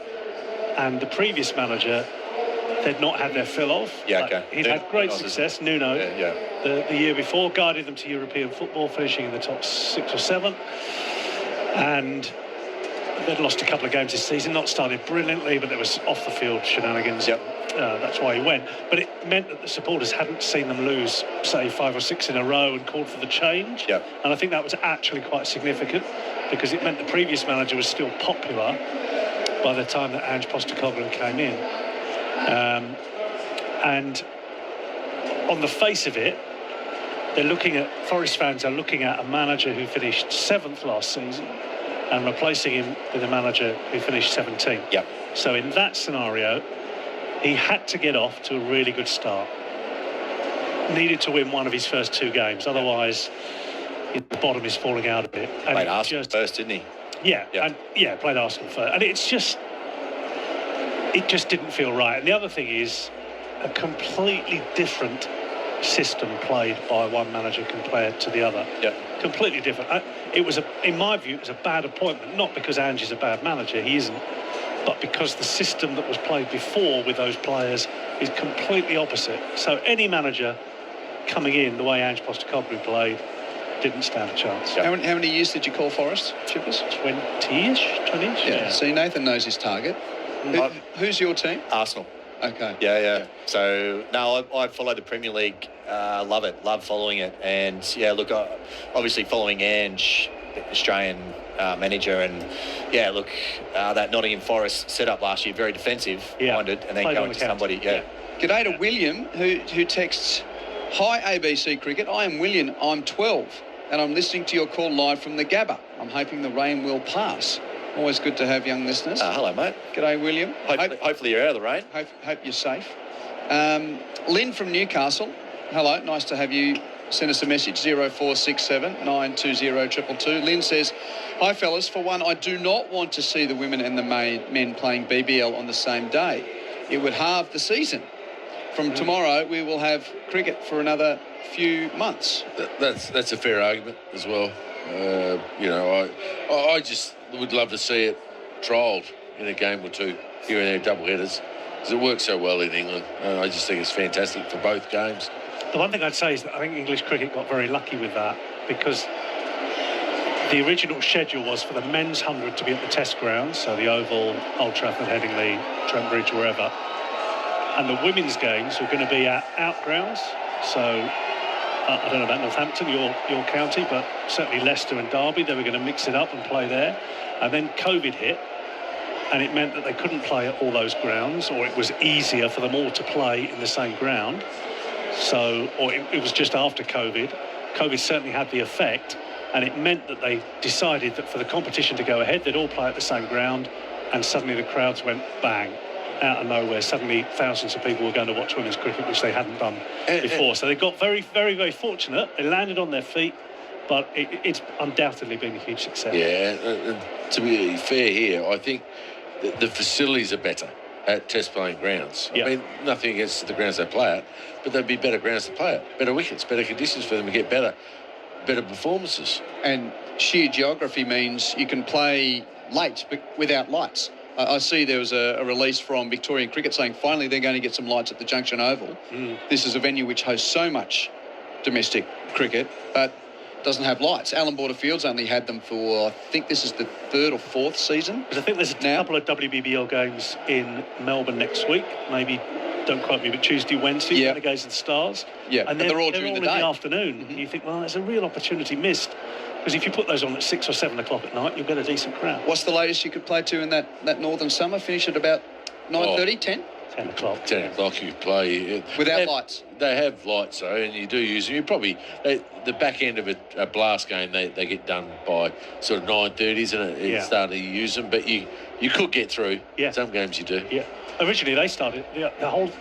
Obviously, 2020, 20 overs aside, 2020, but also the games used to be scheduled to finish at 2020, i.e. 20 past 8 at night. Wow, okay. But they all started at 5:30, so the idea was you'd roll out of work, start at 5:30, you're done by 2020.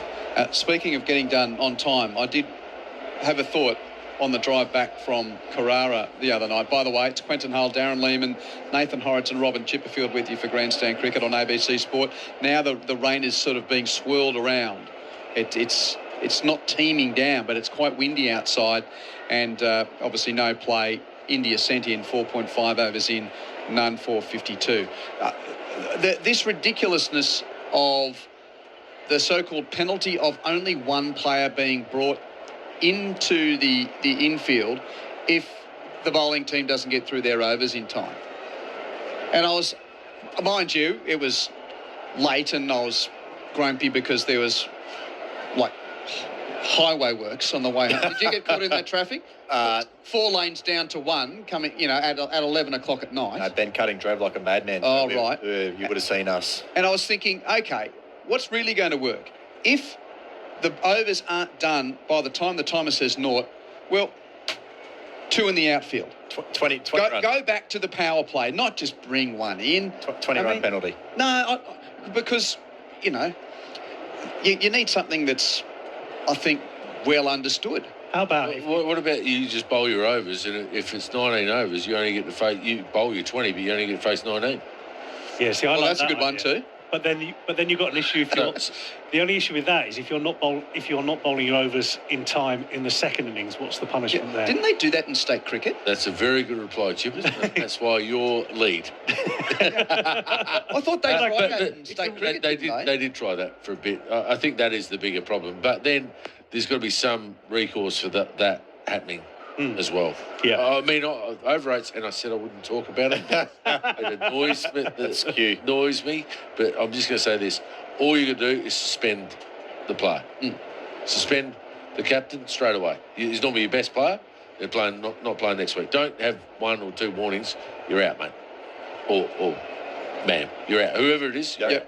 Don't worry about it. That will quicken teams up very much so. I think it all just depends on what the governing body, what they would like to do when you are playing the game. Well, BCCI, they govern the game. Yes. BCCI, they will just say that's not happening. No, that's you right. can't have an Indian captain not playing. No, that's right. But and also, that's not fair. If you're playing at the Gabba today, and let's say there's a 6th game in this series at Perth Stadium, you turn up, you bought your ticket 3 months ago to go and watch Australia-India in the 6th T20 International, and the Indian captain or the Australian captain isn't playing. Why should you be punished? Well, no. I'm playing devil's advocate. You are. You're doing it very well at the moment. But what I will say to that is, once they get suspended once, they won't do it again. Yeah, right. Because they're missing games of cricket for their country. So I know as a player, if I got suspended because of over rates, I'm going, well, that's not happening again. No. Oh, it's not happening again. For something that you'd like to think you can almost control, can't you? You can control it. You can hustle Do it. they get enough allowances? Yeah. So that's the end of my rant with over rates, by the way, listeners. It's not also it's not ridiculous, is it? You're not asking them to bowl 20 overs an hour. It's not ridiculous. It's insane how it can't happen. Yeah. It's just crazy. Yeah. Well, move on. Something else. Before I get really grumpy with it.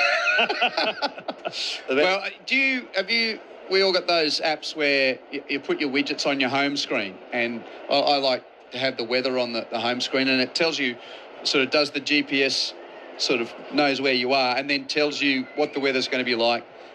Mine says rain now for at least 60 minutes. So if you can trust that. Do you trust? Well, okay, what time we're off? 6:25, so now, so it's 2 hours out of the game. Ooh, you're getting tight then. Getting tight because if it's raining for an hour, they've still got a half hour to clean up. I think we're right on the edge, aren't we? Because you're talking about 5 over a side game. Yeah, you are. Which would be exciting. Yeah. Because they're 50, you're probably going to get duck with a thought. So I don't know, someone will be able to work it out for us. That might, if it was a 5 over game, what their score would be, it might be 65, 70. Damien has just sent us a text, by the way, and it's almost as if he knows what's next. Damien sends us a text on 0467 920 222. He says, can we talk about the Ashes? I'm in Perth. The English team have been here for quite a few days. They're not playing warm-up matches, and I find that completely bizarre. What do you guys think? Probably a question for the coach, I reckon. I tell you what, a guy who's a very familiar... I'll follow the coach. I think the coach should go first. That's also the forward promote. It's the tease. A guy who's a very familiar voice. Will catch up with him in a moment. That's got a thing to say about that, Jonathan Agnew. But before that... You want me to answer? No, you go, Darren. I had to get the forward promote in. Yeah, okay. Scheduling is very difficult to do pre-tour. I know the Australian team, we'd have 2 games, where previously you'd have 3 or 4, and it whittled down to 2 games. And I think the last tour that Andrew McDonald took, they might have only had an internal game in Hampshire, and I reckon the time before that, Just Langer did the same thing because of COVID. You only had an internal game in Hampshire, so it's getting tighter and it's getting harder. I think you should play. We played when I was coach. We always had 2 county games to play before the Test match. That still wasn't enough, but it was better than nothing, and that's all you could fit in. 2 games, and they were back to back. You played Friday to Monday. I reckon 2 days off. You played Thursday to Sunday, and then you went to the Test match to get prepared. That was the best of the situation we could do. And 1 year we went to the West Indies to play 2 tests beforehand, as almost prep for the England series, if that makes sense. So that's as good as you can do. You can't get enough games in. England not playing state games is ridiculous. They should be playing. But at the same time, Australia going to England and England not playing decent players in tour games is ridiculous. And we were just as bad. We wouldn't play our decent players against... And that's where it's come from. Basically, the home boards got to a point where they thought, oh, well, we're not going to give these guys a leg up before. It used to be a badge of honour to play for the state against the touring Ashes team or your county. Yeah. But then it became such a game of chess. It's like we're not giving them any advantage whatsoever.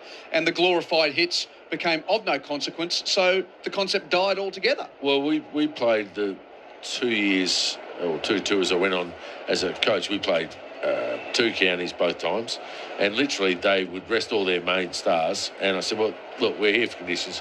We just win the game. Win the games, I think we won both games in 3 days. Knocked them over, but it gave our blokes a hit on England conditions, get used to Duke's ball, all that sort of stuff. But you're right, it's not ideal when both countries are doing the same thing. But also, you're a county coach now. If you're, say, your Northamptonshire side, get in the situation where you've got a week off in June and you get a game against a touring 11, you're not going to pick your first 11. You're going to rest all your fast bowlers to start with. I would definitely pick all my batters, definitely, because it's a good opportunity for them to get some runs against quality side and showcase their name, if you like. And if one of the bowlers was close to playing, I think they would play. A spinner, no problems. Keeper. So it might be 1 or 2 of your premium quicks that you need to rest, that's all. I think the problem was before, I hear what you're saying, but the county sides would play a second 11. Yeah. Or, 8 or 9 out of a second 11. Yeah. It felt like a waste of time. Yeah.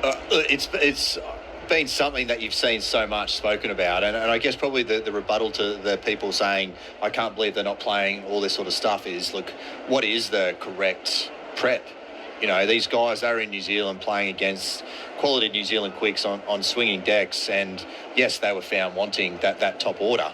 As Buff was saying, the scheduling is getting so tight. If you potentially try and fit in a tour game and you play this game and whatever happens, and during that period when you're trying to get guys ready, they're relying, I feel so much at the moment, they're relying on Archer and Wood to be fit for Perth. And their concern is, if Elizabeth, as an outsider that loves cricket, watching it, concern is if they're going to play a tour game and they give these guys a little bit of a bowl, I feel like one of them's going to break down. That's how I feel. So I guess, I get to the stage of, well, what is the correct prep, these days? Because test matches are over in 3 days. You don't need to go play a 4-day to get prepared for it. You just need to make sure, in Brendan McCullum's world, that you're ready to hit the ball and get cracking. It's well and truly raining here now. We had the lightning warning everyone to get off the ground and be safe, which is good practice. But now, as we've mentioned throughout the broadcast, Robin's here for the first time, and we haven't really put on a southeast Queensland storm, but you're the newbie, Robin Chipperfield. Can you do descriptions of the Gabba at the moment? It's moved above light drizzle to, I would say, this is heavy rain. Mm-hmm. For me, this is heavy rain, I would say. Yeah. So it's unfortunate because we were hoping to get 40 overs of cricket here. The first game of this series was ruined by rain in Canberra. We only got 9.4 overs there, and no one got their money back because it went beyond 6 overs. The thing here is that if the play doesn't resume here, Cricket Australia will be up for 28,000 refunds because it's got to go beyond or get to 6 overs. I believe. No problems refunding if it's under 6 overs. I mean, the Canberra one was pretty skinny. Yeah, I actually think it should be at least 10. 10. I think it should be 10. Or a Test match day's 25 overs. Is that right? Well, I think it's about 25 overs a Test match. I'm sort of thinking of, so possible overs in a 20 over game is 40. So if you reckon you'd at least get to quarter time. Yeah. If you don't get to quarter time, you should get your money back. I think we can certainly. They said only 6. 6 of 40. We weren't happy. Pretty low threshold, isn't it? I know, and there were a lot of fans that weren't happy with that, weren't they? No, yeah. There were a lot of people who were speaking on the way out because it stopped raining, so we were walking down the streets of Canberra, and they were saying, they didn't get their money back. So that was a little bit disappointing. So I think 6 is too shy. I think 10's more of the mark in a T20, and 25 for a Test match. Should be maybe 30. They've got to make. Well, that'd be 33% of the day. Yeah. of the scheduled day.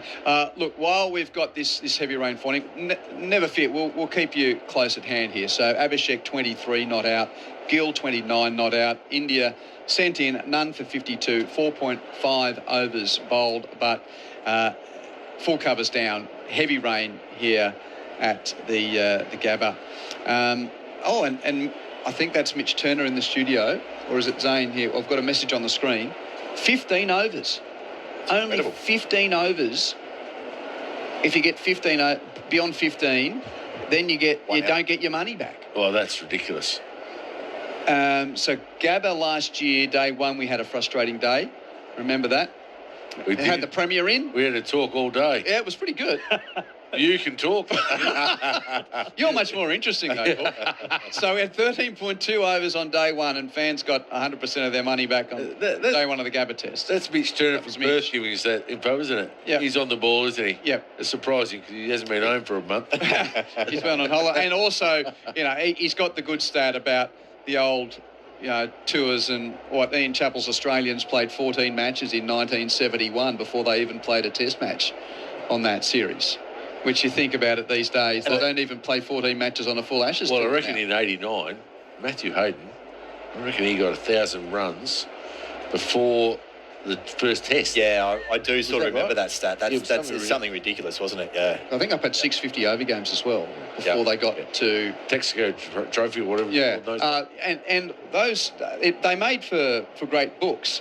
One of the first books I ever read from front to back was Jeff Lawson's 1989 Ashes tour diary. Well, that would have been fun. It was a good read, boy. Henry could be listening. I know. Henry, don't take offence. I've got a signed copy at home.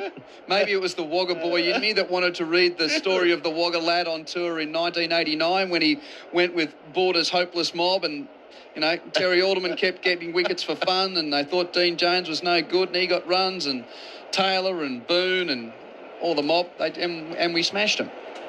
Yeah. They never looked back on that tour. Never looked back. Yep. Okay. While we're nattering on here, let's revisit a chat that we had earlier today, because of course you think of Ashes cricket on ABC radio, and an integral part for many a decade now has been our good friend from the UK, Jonathan Agnew. He's out again. He's going to be a part of the team to bring you all the drama of the 5 Ashes tests this summer on ABC radio. And earlier today on Summer Grandstand, he was welcomed back to our country by Brett Sprigg. Oh, it looks lovely to be here. I'm looking at one of my most favourite views of my life, which is Sydney Harbour. It looks fantastic. It's wonderful to be back in Australia again, and yes, with a countdown. I mean, I can't believe it's all happened quite so quickly. There's massive excitement at home, I have to tell you, and not just based on our usual ill-founded optimism, actually because people actually want to come because they couldn't come 4 years ago. It's just one of those great highlights of a sporting calendar at the Ashes, and so there's a lot of England support is coming. Yeah, this is actually a specific segment we do called 2 for 22 because it's close enough to 2:22 Eastern Daylight Time. So I've got some fairly generic questions to table for you about this series coming up and the Ashes more broadly. But firstly, tell me about what you and Jim are getting up to. And I say up to because you are taking flight with you at the controls. For those that don't know, you're a fantastic, keen pilot. Where are you going and why are you doing it?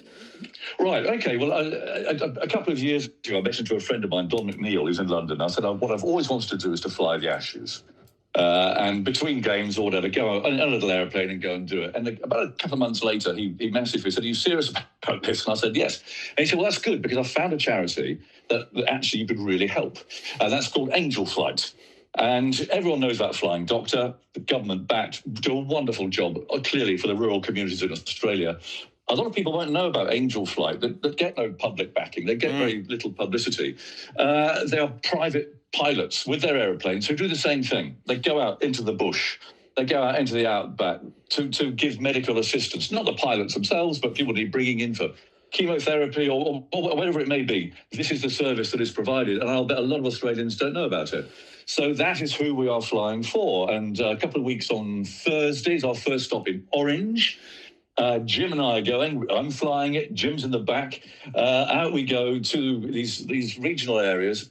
ever going to talk cricket. I mean, how often do you get the chance to talk to Jim Maxwell about Ashes cricket? So I hope the good folk of Orange all come, and we're holding it out at the airport. There's barbecue and a bit of a function going on, and just lots of fun. I mean, we're bringing the Ashes, really, to regional outback Australia. We're going from Orange to go up to the Brisbane Test, and we've got Moree after that, and they're coming down via Burke. I've always wanted to go to Burke. Yeah. And, of course, the back of Burke, people talk about it here. Well, we're going to Laos. But it looks like an extraordinary place from what I've seen. I mean, a population of barely double figures. Up to Parachilna in South Australia, which is the same sort of place. Wonderful hotel there called the Prairie. I've stayed there a couple of times. Again, exactly the same sorts of functions. They've got some country music up there as well. I know it's difficult for people to get to places like that because it's such a hell of a long way. But I'm sure people will, because this is a service that's for them. It's a service that's for people who don't live in this lovely, beautiful city that I'm looking at out of the window here. They need help. And this charity's been going since 2003. It's helped over 100,000 rural families in that time. So that's the fun. It's going to be a great adventure. I mean, I hope I don't get lost. Yeah. But what I do know about Australians, having coming here so often, is there's something about the Aussie spirit. They do like people who come to this country who really embrace it, who really get Australia. And I've been so lucky to come here so often and to go out into these rural communities anyway.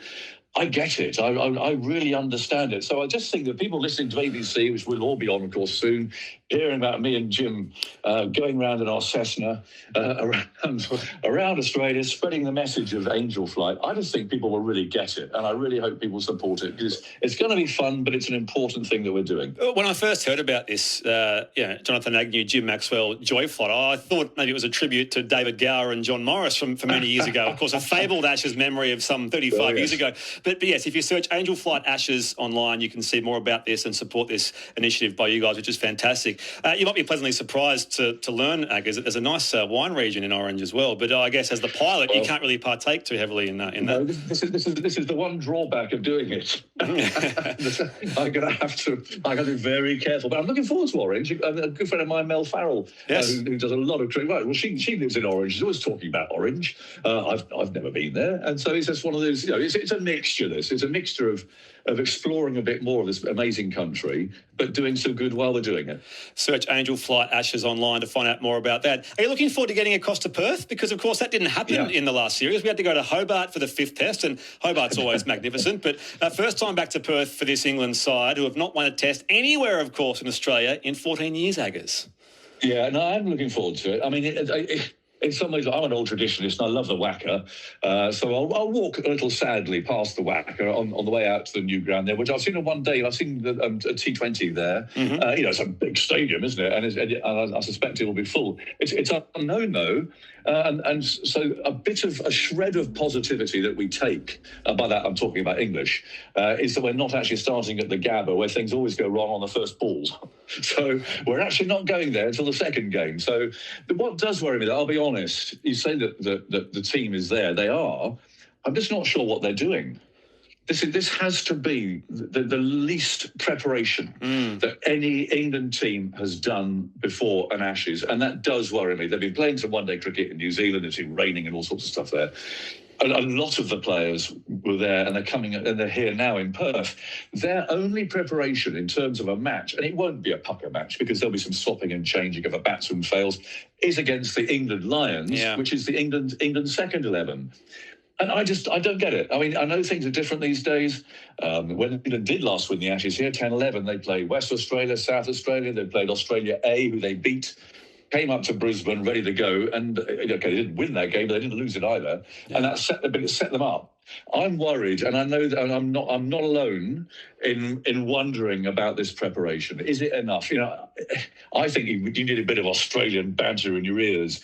I think you need you need a bit of that hostility and the aggression that comes with an Ashes series. Australian batsmen bat differently to English batsmen, back foot players, cutters, pullers. It's different to how the players they're going to be bowling at in this 3-day warm-up game are going to be. Now, Ben Stokes, Brendan McCullum, the coach and captain, they do things differently. But I think they're taking a real chance with this. They might be doing team bonding or whatever they're doing over there. I don't know. But I would much rather, and I did suggest it to the ICC some years ago, and this would be beneficial for both teams concerned. I think a test series, be it 5 tests, 3 tests, 2 tests, whatever, should always have a match against the A team of that host country first. That benefits the touring team. It benefits the host team too, to have your best reserve players playing against touring. I just think that makes sense.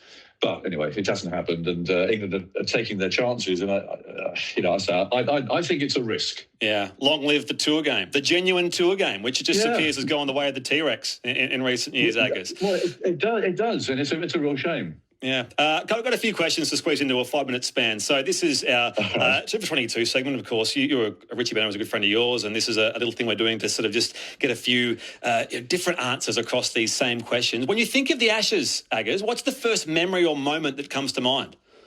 Bob Massey, Ian Chappell, Dennis Lilly, all of that lot, playing at Lords in 72, was it? When Bob Massey got 16 wickets. The biggest thrill for me, I know you haven't got a lot of time, the biggest thrill for me, that I was 12. I watched that game start to finish on the telly, worked with Bob over in Perth. Fancy a barbecue tonight, mate? He said, yeah, I'm coming. And there in his cabinet were his balls, his 2 8-for balls. Yeah. And he said, you want to hold them? I said, yes, Bob, I do. I actually held those balls in my hands that he took 16 wickets with in his first Test match at Lords. And the way he swung, well, now, that's sort of the crazy way that this world goes sometimes when you're doing the sort of job that I do. You meet these heroes of yours, and they're mates, so they work, and you get chances like that. So that's the first memory. Which captain has the tougher job this series, and why? Which captain are you talking about? Well, there's 3 of them at the moment, at least. There are. I suspect Ben Stokes does, although he will take it the easiest. He'll be the less stressed, I think. I think we know who probably the most likely stressed captain would be. Pat Cummins is a pretty calm fella himself, and I really hope he does get himself fit and can play, because you want the best to be playing. Ben Stokes is a very, very tough, inspirational captain, but he knows he's got a job on, and so I think he'll face the toughest task, because if you start losing here in Australia, there's no escape. All right, 5 quick-fire ones here, Agus. Is there a particular ground in the series or game where do you think Australia or England needs to win? I'm going Brisbane. Day-nighter, don't quite know what the ball's going to do, don't quite know what the weather's going to be like. If England lose the first game in Perth, they're going to have to win their second one. If Australia go 2 up in Perth, in Brisbane, it's over. That's what Darren Lehmann said to me last hour. You only have to win 3 matches. So we say, it's a 5-test series. If all of a sudden it's going your way in the first 2 or 3, the series is done, especially for Australia. You just get on a roll. And there's no way. We talk about the touring games, warm-up games. There's no way of getting players back into form. Very quickly, most wickets for the series? Most wickets, I can go sort of optimistically, but I'm going to go Gus Atkinson. I think he's going to be a surprise. He's a decent bowler. He and Cass are going to get some overs in between them. Top run scorer? Oh, not Smithy, surely. Don't say Steve Smith. I'll probably have to say Steve Smith. He's a wonderful player. But actually, no, I'm going patriotic.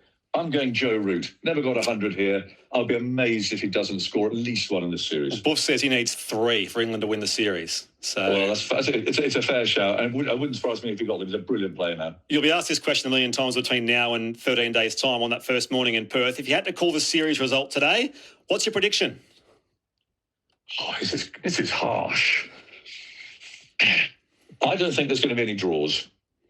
Unless there's rain in Brisbane, I just don't see it raining. I'm going. You didn't ask me who's in favour. I'm going 3-2, and I'm not going to tell you who to. So 3-2 Australia or England. Agus, 3-2 somebody. Appreciate your time. This is fantastic. You are flying. You're a keen pilot. Yeah. You're flying firstly in orange with Jim Maxwell, doing these cricket functions, these dinner engagements along the way, which is great to raise money for Angel Flight. You can search Angel Flight Ashes to see this about Agus and Jim. And I appreciate your time. We'll hear from you a lot more throughout this summer. We can't wait. Really looking forward to it, and thanks for having me on. Just an appetiser, isn't it, to get that voice back with us here on ABC Sport around the Ashes. Great chat that our own Brett Sprigg had with Jonathan Agnew on Summer Grandstand early today. If you are just joining us at the Gabba, the scene's looking a little bit more positive. You can probably hear the crowd having their own fun. There's no rain at the moment, but the big cover is down. We haven't played here for quite some time, firstly for lightning and then for rain, which has passed through. India was sent into bat, 4.5 overs in, none for 52, before the umpires took the advice to leave the ground with imminent lightning, and then the rain came shortly after that. So we'll keep you updated with any news that comes from this fixture here. But in the meantime, of course, continue the cricket conversation right here on your home of cricket, Grandstand Cricket on ABC Sport. You can also keep your texts coming in on 0467 920 222. But also in a moment, we're going to catch up with a man who's been named in the Ashes squad for the first time. Jake Weatherald is next. The summer of cricket just got hotter. ABC Cricket magazine is out now. Full season preview, all the stats, profiles, scorecards and more in your essential season guide. Out now at newsagents and abcmagazines.com.au. ABC Sport coverage of Australia versus India. Flicks this away beautifully over the right for 6. He's bowled straight through it. Continues, he knocks it over. Live on your radio, ABC Sport Digital and the ABC Listen app. Quentin Hull with you here at the Gabba, and a shout out as well. Of course, if you want a bit more nourishment to get yourself set for the summer, all the scorecards as well, the player profiles and the yarns about the upcoming series, look for Ben Stokes and Steve Smith's picture near the Ashes urn. The ABC Cricket magazine, of course, is out and ready to be consumed ahead of this most keenly anticipated series. All the fixtures, a couple of great feature articles as well. You can pick it up right around the country. A man who hopes to play a part in not only an Ashes series for the first time, but as an Australian Test cricketer for the first time. One of 15 men named during the week in the squad for the first Test, the ex-South Australian turned Tasmanian opener, Jake Weatherald. Here he is with Brett Sprigg. Yeah, it was the day before. Yeah, the day before it got announced, or day after it got announced. Before it got announced, sorry. Yeah, so on the 5th. So yeah. Yeah, you got the call from George Bailey the day after your birthday, which is a nice little present. Yeah, no, it was awesome. It wasn't a great present. No, it was the best present I've had in a long time. So it was great. What is that moment like? Is it the sort of thing that you'd imagined previously, sort of maybe going right back to when you're a little kid? Did it play out in the way you imagined it, that phone call from the selector? Probably not. No, probably not. It's probably not as glamorous as what you probably make it out to be when you're a kid. But at the same time, like, it's no less momentous at the time. Obviously, I'm obviously at an age now where I'm comfortable with myself and what I've done in my career, and getting that call was just I was able to take it in a stride and just accept that I've got a job to do now. But at the same time, if I had that call when I was younger, I probably would have just screamed everywhere. So I think I probably just played a little bit cooler than I probably would have if I was younger. So you get off the phone to George Bailey. Who's the first person you call to pass on the news? Obviously, I called my wife. She's obviously been a big part of my journey. And then I called my parents. I didn't call my dad because he's notorious for telling everyone, and at the time the squad hadn't been announced. So I knew if I called him, half Australia would know before the team was announced. So I left that. My mum was in Japan with my stepdad, so that was pretty safe, and my wife was pretty good at keeping it secret. So yeah, it was good. You've spoken a fair bit about the challenges you'd faced going back 5 or so years now, taking a break from cricket, and subsequently you moved to Tassie a couple of years later, and it's probably such a deep conversation. But how did you get back to this position from almost giving the game away to now being back at the peak of your career? Yeah, a combination of a lot of things. I've got to give a lot of credit to cricket, the South Australian cricket. And while it seems like I probably disowned them a little bit and left and moved to another state, they supported me really well throughout that whole time. And the time I was looking to learn about myself and go through things that a lot of people go through, they gave me a lot of support at that time. But then I needed an opportunity to go and grow somewhere else and learn some new skills mentally and physically, and going to be under new coaches and all that sort of stuff. And I think, the support I had from my family, my direct family, and the people that are close to me, they were the big ones that sort of said it might be a great opportunity to move down to Tasmania, look at some great coaches and some players that you played against that you really respect. So for me, it was I saw the opportunity as a great chance to evolve as a cricketer. Well, I'm so curious to understand the mindset shift as well, Jake, around expectation and all of that. And I know that you're such a highly regarded player early on that you can maybe lump your own expectation or your own pressure on top. And I even look now at Sam Constas, for example, who had a taste of Test cricket, and now every innings at Sheffield Shield level, almost every ball he faces is so heavily scrutinised. But did you discover in more recent seasons, I guess, the idea of thinking your career was just about done and not being a contender for a Test spot enabled you to just be generally more relaxed about how you approach things? Yeah, I probably never thought about it that too deeply in terms of where my career was. I probably thought more of, what do I do when I'm playing my best cricket, and what do I do when I'm moving well and able to impact games in a way that will win games for my team and put the team in good positions, and how will I play that can be consistently rolled out and perform consistently, which is obviously the ultimate as a batter. It's not a very consistent sport. You're going to fail a lot more than you succeed. So trying to figure out ways to be able to deal with failure, but also not be too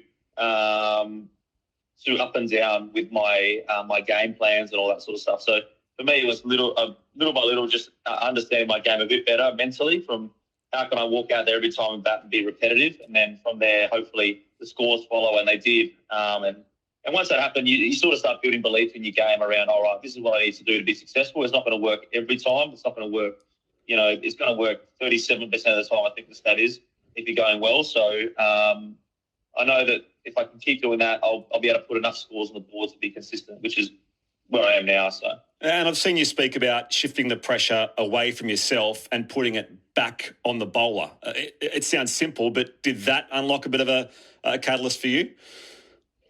Yeah, to a degree. I think it's probably just my own way of just sort of reframing what it is to be a batter a little bit. And I think, we all talk about it as batters, is that can you put some pressure back on, and can you find some freedom in trying to put pressure back on the bowlers and make them feel as though that their margin of error is a lot smaller. But at the same time, like that's just trying to make me move better. That other players do it differently, and I'm sure when I go into this camp, I'll learn a lot more from other great players. But for me, it seems to be the best way for me to move in the game and be in a good mental and physical state to perform. So.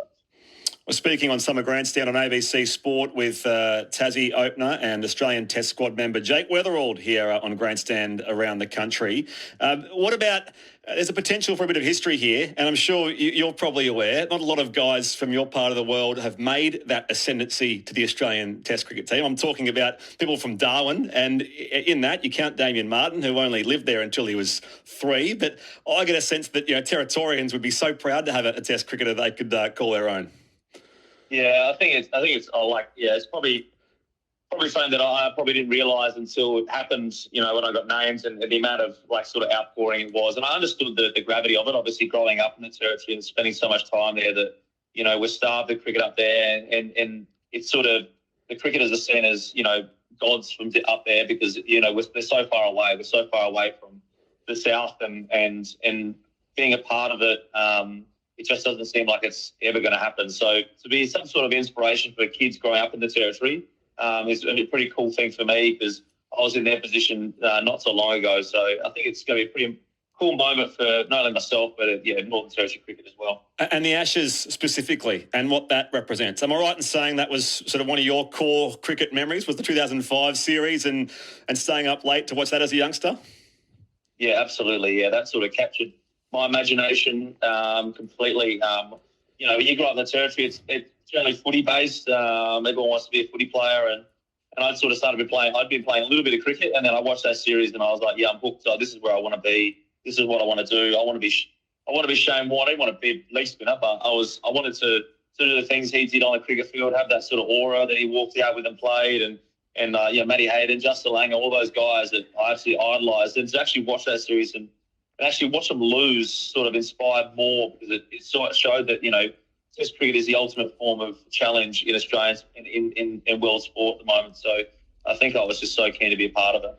And I'm sure that was a series that a lot of people, probably of your generation, and I'm one of them, that remembers fondly, even, of course, that England won it, and that was our first loss in a series for a long time. On to current matters, Jake. Had you been concerned that, Uzi had publicly, thrown support behind a couple of his Queensland teammates? I think he, at different stages, had endorsed Matt Renshaw to be the guy, and then Marnus Labuschagne, and, of course, Marnus might still bat 3, obviously. But having spoken to him the other night, he certainly did pay tribute to your form and mention how deserved your place in that squad certainly is. So hopefully that's how it all falls in a couple of weeks' time. Yeah, it is. I absolutely understand his line of thinking. He's a Queenslander and he's playing domestic cricket. You're going to play. You're going to back your mates in, the people that you're around. I'd do the same thing if I was in his position and I was down in Tassie. I'd be talking about Timmy Ward or Caleb Jewell or something like that. I'd be saying these guys are ready to go as well too. So. I have no problem with that. It's good. I think it shows that he's passionate about the people he plays with, and a lot of respect for that. So the Shield match starting Monday at Bellerive. You're up against your old state. Do you do anything differently as you approach your first game as an Australian Test squad member? Not really, to be fair. No, I just try to keep it pretty simple. Like, I'm not too concerned about the results and what's going to happen. I know that when I'm in a good position and moving well, that I give myself the best chance. And at the end of the day, while the Shield game is really important, I want to. I'm also getting ready for potentially playing the Test match. So I've got to make sure that I'm doing the right things in the prep for that game, nailing all that stuff, and not being too caught up in what's going on, and then hopefully make some runs, and if I don't, it's all right. But if it makes some runs, and then be ready for that Test match if I get opportunity. I'm keen to know as well, Jake, just when we reflect on, I suppose, the numbers, and you are the best performing batter across the Sheffield Shield the past 18 months, certainly in the top of the order role, but close to 1,000 runs last season. Is there an innings in that sort of form line in that last year and a half where you thought, okay, this could be like a Test quality, like that innings I'm particularly proud of? There was nothing really exactly. There's nothing exactly there. I think it was probably the fact that I could repeat it. Yeah. So often, which is what, especially at top of the order. I think Lizzie talked about it at the moment. The wickets have got to a point now where it's, the games are moving forward pretty quickly in most games in state cricket at the moment. They're pretty unforgiving if you don't find a way to stay in, but also put pressure back on the bowlers. So I think for me it was to be able to roll that out consistently. I made 3 ducks last year as well too. So it shows that if you're not on from ball one, that it's a tough place to be batting. So I think I was happy with just the overall year and being consistent throughout the whole year, really. We know it'll be a fiery series based on how we left things a couple of years ago, which, of course, had nothing to do with you, but you'll be in the thick of it potentially in the Australian team. Are you the kind of guy to sort of do a bit of trash talking, or do you sort of stay quiet? How's that going to play out for you, do you reckon? I don't really know, to be fair. I'm like, I can be pretty reserved at times, but I can be pretty fiery as well. But I don't know. I don't really know, to be fair. It'd be funny. I'm sure if someone starts saying stuff to me, I probably can't hold myself back. But at the same time, I'm not going to go out looking for it. But I just take it on for what it is. It's every moment's it's just going to be a cool experience. Being sledged by the Barmy Army would be one of the greatest moments of my life. So it'd be those things are just like a part of what you want to be in. So yeah. Hey, Jake, we so appreciate your time and sharing your story with us. We hope that you get to write a new and exciting chapter in Perth in a couple of weeks' time, and all the best for the summer ahead. Thanks so much, mate. I appreciate that.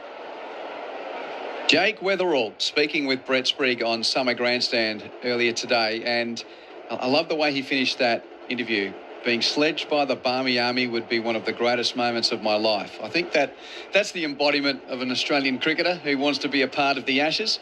Great chat from Spriggy. And just a reminder that any time that you may have missed an interview throughout Summer Grandstand or during our Summer of Cricket, you can always go to the Best of ABC Sport podcast, which is on the ABC Listen app. Just go to the search area and type in Best of ABC Sport, and you can pick up all of those interviews. Quentin Hull with you here at the Gabba, and as much as the rain has stopped, there's now more concern for lightning still in the area. So we haven't had play since 6:25 local time, which is more than an hour and a half ago. Now, India sent into bat has made none for 52 from 4.5 overs. So Abhishek Sharma, who's 23 not out from 13 balls, he's actually been dropped twice. Once when he was 5 by Glenn Maxwell and once on 11 by Ben Dwarshuis. Both chances that should have been taken, but they were grassed. Shubman Gill's played some beautiful shots, 29 not out from 16 deliveries. But as it stands, we might be lucky to get a game here in this fifth and final T20 international between these two countries, with India leading the series 2-1. We have had a washout earlier in the series. We might get washouts to bookend it. Game 1 in Canberra was washed out, and Game 5 here not looking great. But we'll keep going here on Grandstand Cricket on ABC Sport, and it's your chance to join us. And we'll be speaking all things Ashes with Darren Lehman, Nathan Horrocks and Robin Chipperfield after the news. We'll give you that talkback number just on the other side of ABC News. But more cricket coming up on the ABC after the news.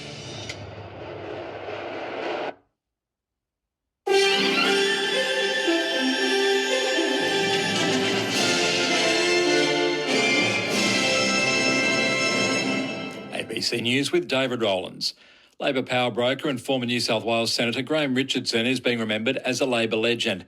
The former federal minister, who served in both the Hawke and Keating governments during the 1980s and 90s, died in the early hours of this morning, aged 76. Prime Minister Anthony Albanese says that Mr Richardson was loyal, insightful and a close friend. Graham Richardson was a Labor legend. He was someone who was a real character, someone who rose up through the ranks of the Labor Party. The New South Wales Premier has labelled an authorised neo-Nazi rally held outside of State Parliament as a shocking display of racial hatred, saying police need to be given more powers. Authorities say around 60 people gathered outside State Parliament this morning with a protest targeting Jewish people, lasting around 20 minutes. Police have confirmed the group lodged an application to hold the rally almost 2 weeks ago, and no arrests have been made. Premier Chris Minns has committed to taking steps in order to ensure that it doesn't happen again. It's likely the case that we need to give the police more legislative powers to stop this kind of naked hatred and racism on Sydney streets.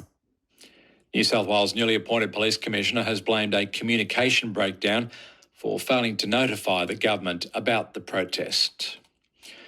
Staying in New South Wales, where police have confirmed a 1-year-old child who died after being struck by a freight train on the state's northwestern slopes was with other children at the time she was hit. Local police say the toddler was seen walking on the road near the tracks at around 8 o'clock last night in Barnbar before she was clipped by a freight train. Paramedics treated the child for serious injuries before she was taken to hospital, where she later died. Superintendent David Cooper says the police are aware of where the parents were at the time of the incident.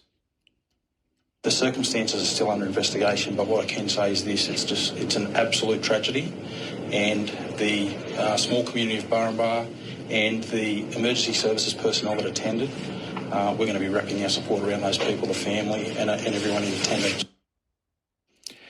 US President Donald Trump says no American representatives will attend the upcoming G20 meeting in South Africa. US Vice President J.D. Vance had been expected to attend the meeting of the world's major economies next month. However, Trump says the US will boycott the meeting because of what he claims are human rights abuses taking place in South Africa against white farmers. South Africa's Foreign Ministry says the move is regrettable and says the claims are not substantiated by fact. Meantime, Hungary has secured a 1-year exemption from American sanctions on Russian oil after a meeting between Hungarian Prime Minister Viktor Orban and Trump. Here's the BBC's Nick Thorpe. The Hungarian Prime Minister went to Washington and appears to have got what he wanted: freedom to continue trading with Russia without fear of US sanctions, trade worth about $5 billion a year. That means that Russian oil will continue to flow into Hungary from the east and Russian gas from the south. Hungarians will continue to enjoy low energy prices this winter, a triumphant Mr. Orban told reporters.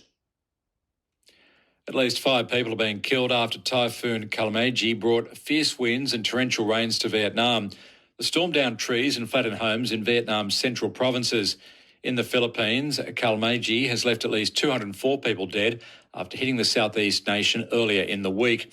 A state of emergency has been declared in the Philippines as the country braces for another potentially powerful storm. A fire at a perfume depot in northwestern Turkey has killed at least 6 people and left 1 person injured. The blaze broke on Saturday morning local time in Kocaeli province, with local media reporting it was preceded by several explosions.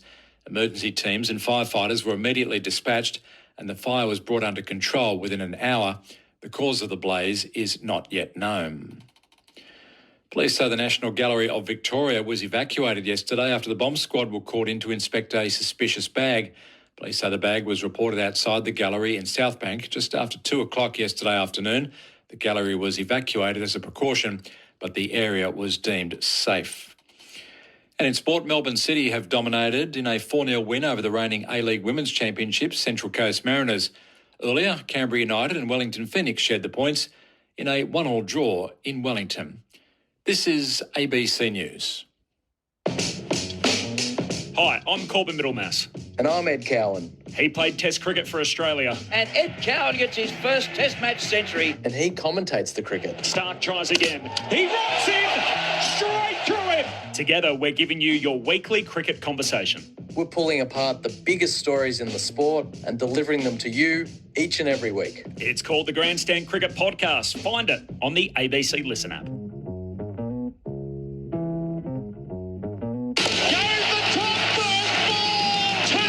ABC sports coverage of Australia versus India. Flicks this away beautifully over the right for 6. He's bowled straight through it. Continues, he knocks it over. Live on your radio, ABC Sport Digital and the ABC Listen app. Nice to have your company on this Saturday night at the Gabba. My name is Quentin Hull. Pleasure to be holding the conversation here for Grandstand Cricket on ABC Sport, which unfortunately is not live description of play. And it's looking a little in doubt as to whether or not we'll get any more cricket in this 5th T20 International between the Australians and India. We've had lightning, we've had rain. At the moment, there's only light rain falling at the Gabba. The covers are down, but we haven't had any play for an hour and a half. India was sent into bat and got to none for 52 from 4.5 overs before the rain came. If you missed any of that, we'll play you the little smattering of highlights in a moment. But the highlight of the next hour is that I'm sitting alongside Nathan Horrocks, Darren Lehman and Robin Chipperfield. And I would love to invite you to give us a call and have a chat about the upcoming Ashes series. The talkback line is open. What's the number? 1300 558 222. 1300 558 222. Mitch is standing by in the studio to take your call. You can continue as well if you don't want to get on the blower and have a chat to us. We won't be offended, but if you've got a point that you would like to get through, well, just get on the text and send us a line or two on 0467 920 222. 0467 920 222. If you do that, as we always ask, please send us your name and where you are texting from on this, well, Saturday night. If you're on the East Coast, just getting to the evening as well, in the West Coast as well. But wherever you might be listening around the world on the ABC Listen app, you can get in touch on 0467 920 222. And that talkback number, I'll give it to you one more time to write it down, 1300 558 222. 1300 558 222. Just before we go to the highlights of earlier this evening, a reminder that as much as cricket's looking unlikely here this evening, hopefully the weather improves tomorrow in the Queensland capital, because it will host the opening doubleheader of the Women's Big Bash League for season 11. And the first game is a beauty. It's a rematch of last year's final, where the Melbourne Renegades won their first ever title, beating the Brisbane Heat in that final at the MCG. If you remember, it was affected by rain, Renegades making 9 for 141 from their 20 overs, and then the Heat was sent a Duckworth-Lewis target of 98 from 12 overs, and they got to 6 for 90. So the Renegades picking up their first ever WBBL title, and they come to Allan Border Field minus their skipper Sophie Molyneux, who's going to miss the start of the WBBL season due to injury. But we had Grace Harris in here earlier on. Grace Harris and the Brisbane Heat beaten in the last 2 finals. So they host game 1. And then the second game of the day at Border Field, the Sydney Thunder take on the Hobart Hurricanes. So Hobart picking up the big signing of England star Nat Sciver-Brunt. See how the purple go with her helping out. And the Thunder, of course, boasting that incredibly potent top order of the young guns, Phoebe Litchfield and Georgia Voll. So WBBL 11, it all starts tomorrow at Allan Border Field. And, of course, grandstand cricket on ABC Sport is your one-stop shop to pick it up. If it's not on analogue radio, try the digital radio. If it's not on digital radio or on the regular services, you can get it now on what is... Well, it's a part of the regular service now. The ABC Listen app, the pink ball that you used for the Women's World Cup, will now be transformed to our WBBL coverage. So it's probably the first place to go, really, if you want that WBBL coverage starting tomorrow. ABC Listen app, pink ball, and it all starts around lunchtime tomorrow at Allan Border Field with that first game between the Brisbane Heat and the Melbourne Renegades. As mentioned, India... hitting a few boundaries, getting a bit of luck in the 4.5 overs that we've seen. If you weren't with us earlier on, here's what we've seen cricket-wise so far at the Gabba tonight. Dwarshuis into Sharma, down the pitch, hits over Maxwell at mid-off, a couple of bounces, and the first boundary of the evening. He knew exactly where he wanted to hit that, Abhishek Sharma, and came down the pitch, lifted it over the head of Maxwell, and picks up 4. Dwarshuis into Abhishek again. That's gone high. Maxwell runs backwards at mid-off and drops it. Unbelievable. Of all the people, it was a skyer, but it was straightforward. And in and out it went. Maxwell puts one down, and Abhishek gets a life. Well, is that the game right there? Dwarshuis in again, flicked uppishly into the onside, more runs. Maxwell will give chase out to mid-wicket, but there's 4 more. Expensive start from Dwarshuis, an expensive miss from Maxwell. And India, after the first over, are no wicket for 11. Ball it in, down the pitch comes Gill and strikes uppishly through the offside between cover and mid-off and picks up 4. Dwarshuis comes in. That's a wonderful shot through the offside. That's as good as anything we've seen so far from Shubman Gill. Over pitch from Dwarshuis, and Gill forward driving through the offside. Beautiful shot again. That can't be right, can it? Dwarshuis bowls, clipped away in the onside, over the head of mid-wicket, and 4 more to Shubman Gill. No wicket for 27. This is a sensational start from India. Into Gill again, a bit shorter this time. Crack through the offside, he was waiting for it. Off the back foot through point. And Shubman Gill moves into the 20s. Dwarshuis in again, short pull through the onside for 4 more. Dwarshuis has all the issues here. It flew through mid-wicket at head height, but nobody could get near it. Gill under 26. He's in again. Short, top-edged. Down towards Dwarshuis at fine leg. He's put it down. That's 2 in the opening 4 overs. And they were 2 straightforward chances. This was a little bit more tricky than Maxwell's, but not a lot. And Dwarshuis running in, got both hands to it, and it almost burst through his hands and hit the floor. Well, 2 big chances, isn't it? And nothing worse than dropping a catch in front of a packed house. Just how many chances do you give someone like Abhishek Sharma? And this again reaches his mark. The Stanley Street end comes into bowl to Abhishek Sharma. Sharma helps himself, drops short over mid-wicket for 6. Magnificent shot from Sharma. He was waiting for it. Ellis put it right where he wanted it. And he's lifted it from about off stump over mid-wicket for 6. What a start. And I reckon we've had something, here you go, we've had some lightning.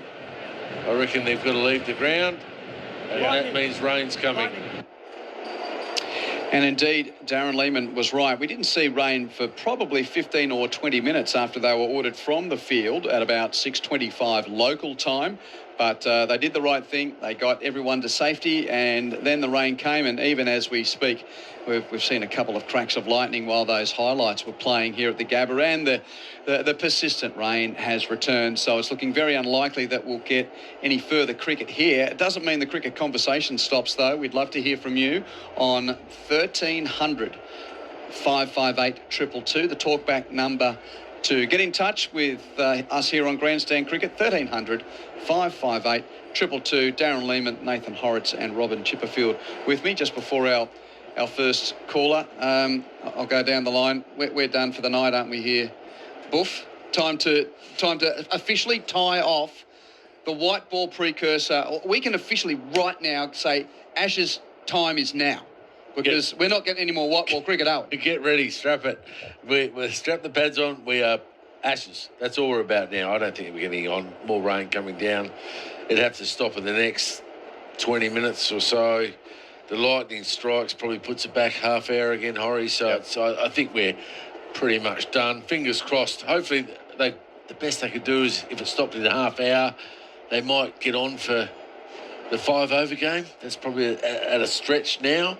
The big stretch, isn't it? We've almost lost 2 hours out of the game. The game's only supposed to go 3 hours, 3 and a bit hours, although we know it goes a bit longer than that these days. They've probably got about half hour up their sleeve they can extend to, so that's, 9:45. So an hour and a half. So there's still time as such, but the longer this rain goes, the more likely it's going to be called off. What do you reckon, Ritzy? Time for red ball chat? Yep. Time to put the pads away, red ball cricket, get stuck into it. I think...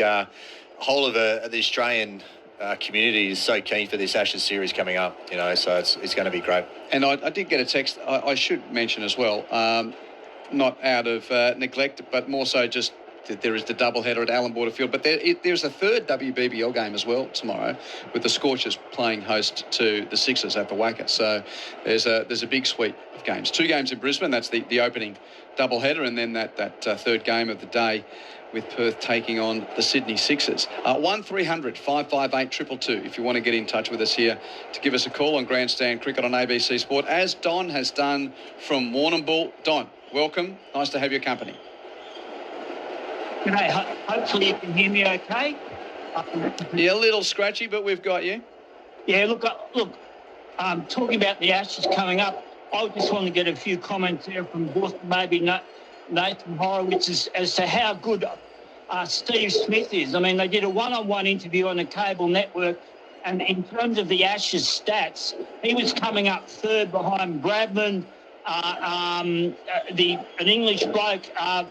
Steve Smith was third in line. So I just think that we're maybe not appreciating how good he's been, and we're lucky to have him to slot in as captain while Pat Cummins isn't there. Oh, it's Hobbs. Hobbs, he was the second one, that's right. And Steve Smith was third in line, I'm pretty sure, in terms of centuries and maybe even runs scored in an Ashes series. So, I mean, how lucky are we to have Steve Smith, mate, really? Well, Don, great question. I mean, he's been a superstar of the game, and his Ashes record is second to none. I remember the last Ashes series in England when he got all those runs. I remember going on the tube, public transport again, Horry. I got on the tube and I got out of the tube, Don, and the announcer for the train station said, if anyone has any idea how to get Steve Smith out, can they please come to the station masters in the London tube at Lord's? And his record is unbelievable. It's second to none, as you said. Bradman and Hobbs above him, but what he does do is he makes runs in big series. He's done it in Australia in Ashes series. He's obviously led well. He's done it in England.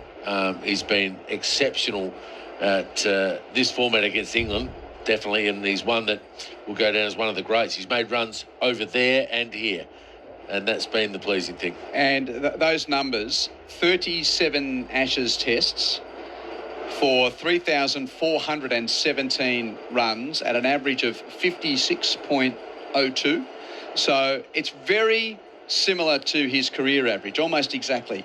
His career average is 56 at the moment. But you think of the pressure in those series. He actually averages slightly better against India, 24 tests and an average of 59.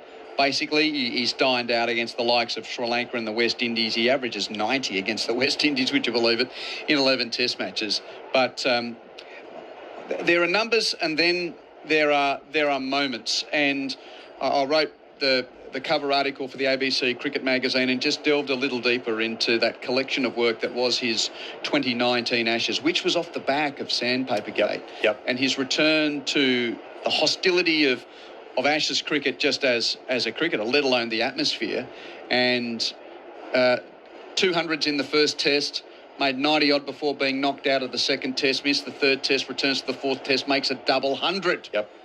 Ridiculous. Hey, look, I actually thought his numbers, as silly as this sounds, might have been more than 56. You know, I rarely remember an English side being able to get on top of him.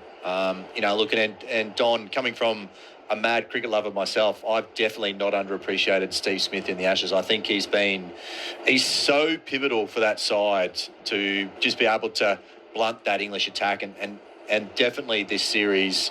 You know, those couple of quicks in the first two tests, we're going to need the guys like Smithy and Marnus to be able to stand up and take those two guys on. In writing that article, I sort of put the asterisk there, Buff.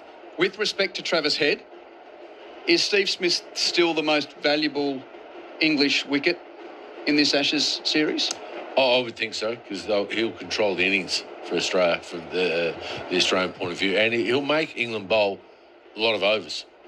Well, that's going to be the trick in this series, because you're going to score quickly enough against England anyway, because they have 5 slips, 2 gullies, 2 leg gullies, a bat pad, a fine leg. They don't even have a fine leg sometimes. They'll have everyone on the offside and they'll have 8 slips. They'll do things differently. That's how they play. So if you stay in long enough, and every time you hit the ball, you're going to score runs, because they've set attacking fields. So, and he's very patient at that. He'll just play his game. That's where Marnus will be quite effective as well in this Ashes series.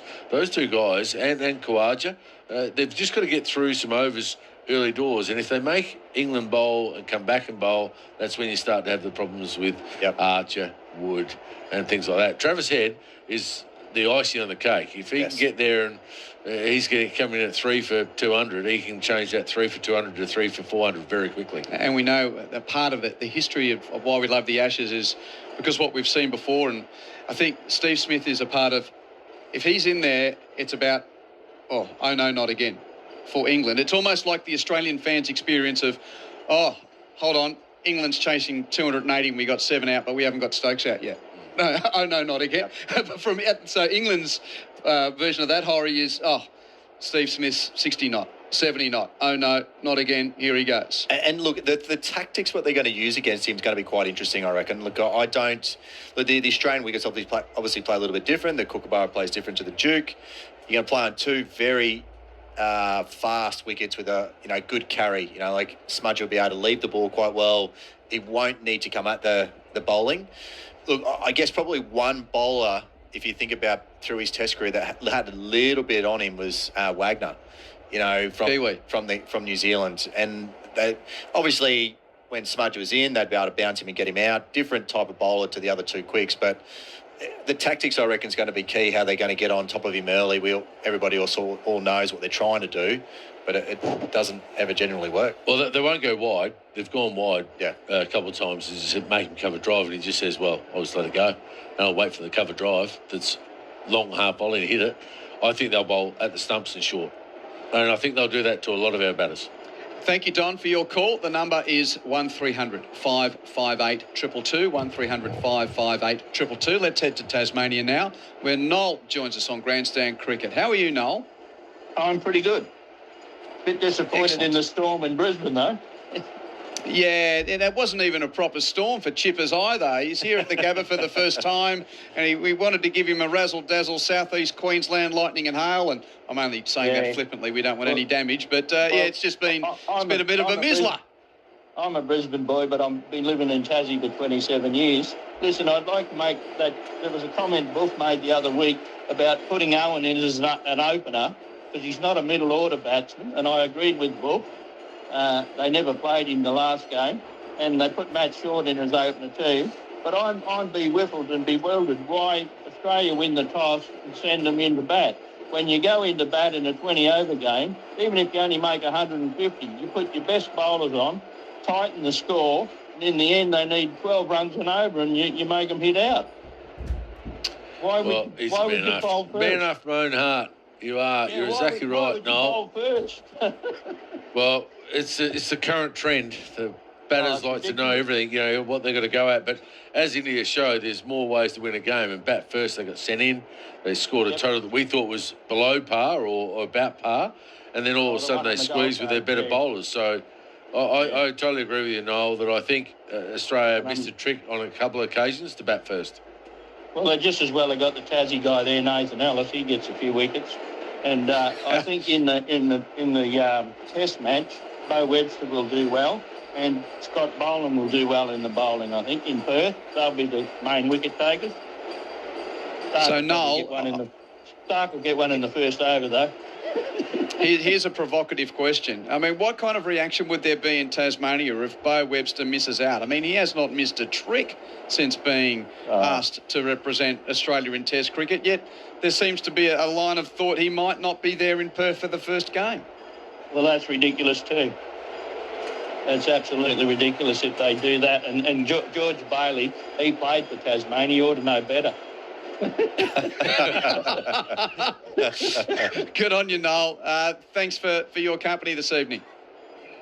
I'll head off to bed and I'll turn the TV on at 1:30 and watch the Test match with England and Australia. Good on you. 1300 558 222. Noel's talking about the rugby league, which, by the way, that's a chance for a plug, isn't it? Yes. We've got coverage of the third Ashes Test. What are you saying? They still call the rugby league series between Australia and England the Ashes. Today is Old Trafford, isn't it? The last of the three games we've had. Headingley. Headingley. Sorry, I got the wrong sort of the wrong heartland. Yes, Headingley for game 3 with Australia 2-0 up. G'day to Peter, who joins us from, is it Prevelli in Western Australia? Hello, Peter. G'day. Hey, Peter, what do you got for us, mate? Well, my question was, I'm perturbed that the Palmers haven't played enough lead-up matches of red ball cricket leading up to this Ashes, just like the Australians haven't when we've gone to England. And I just think these teams are nuts if they're going to perform in red ball cricket without any preparation. That's my point.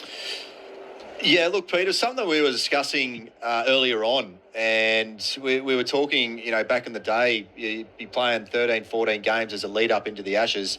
The scheduling is getting so tough, but at the same time, they have to find some sort of rhythm coming over to these Australian wickets. Look, I don't know how close you followed England, but over in New Zealand, I think they got dusted 3-0 on some swinging decks over there. But the Test matches, some of them are over in 2.5, 3 days, and the idea of going out to grind a 3 or 4 day tour game, they're just not thinking of doing it anymore. And Buff and Q were saying a lot about both boards. When Australia travel to England aren't playing their best county sides, and then same thing when they come over here. So it's almost getting to the stage of doing your own sort of internal lead up. But look, we totally agree. The lead up to it is going to be so crucial. And if England go one way and they win 3-2 or 3-1, they'll say it's best lead up ever. And if they lose 3-1 or something like that, they'll be straight onto that lead up as something to beat down. I will add this to the conversation, Peter, and I'm somewhat playing devil's advocate, but what really doesn't get to the surface of a lot of cricket followers is the way that the A tours are designed these days. It's almost like when we know we don't have time when these bilateral series come around to play tour games to prepare. So you get the next crop sent to either India or England, or we've had England A come out here to play. So there is a portion of these players that come to Australia that might not have played any tour games against decent opposition. But in the past, Richie, you know what it's like. You would have never gone to England before the Ashes tour. But these days, they're smart enough to think, Nathan Horrocks is a guy that we might need in 2 years' time, so let's send him over there with an A squad. We've just done that with India as well, haven't we? So it's a new way of looking at it. Yeah, no, look, I totally agree. And the scheduling is so crucial at the moment, being able to get over there. And look, going over to play an A series in England would be a lot of fun, to be fair. But going to India and stuff like that. But it's going to be. I think they're playing a game or they're doing some training at Lilac Hill. I saw that they were doing that, so I think it's just going to be a lot of fun. That first test, that's for sure. One thing I'd ask is, and I don't 100% know the answer to this. We obviously focus on the Ashes, England and Australia. Australia going over to England and not doing the warm-ups, and the same for England coming here. I'm trying to scour my memory. When India came out here last summer for the test, obviously they went one up in Perth. I don't remember them playing a warm-up game. I reckon they played an inter-squad game at the WACA between themselves. And they did exactly the same thing. And it's just down to timing. It's down to schedule. It's not but ideal. It didn't hurt, my point is it didn't hurt them early on.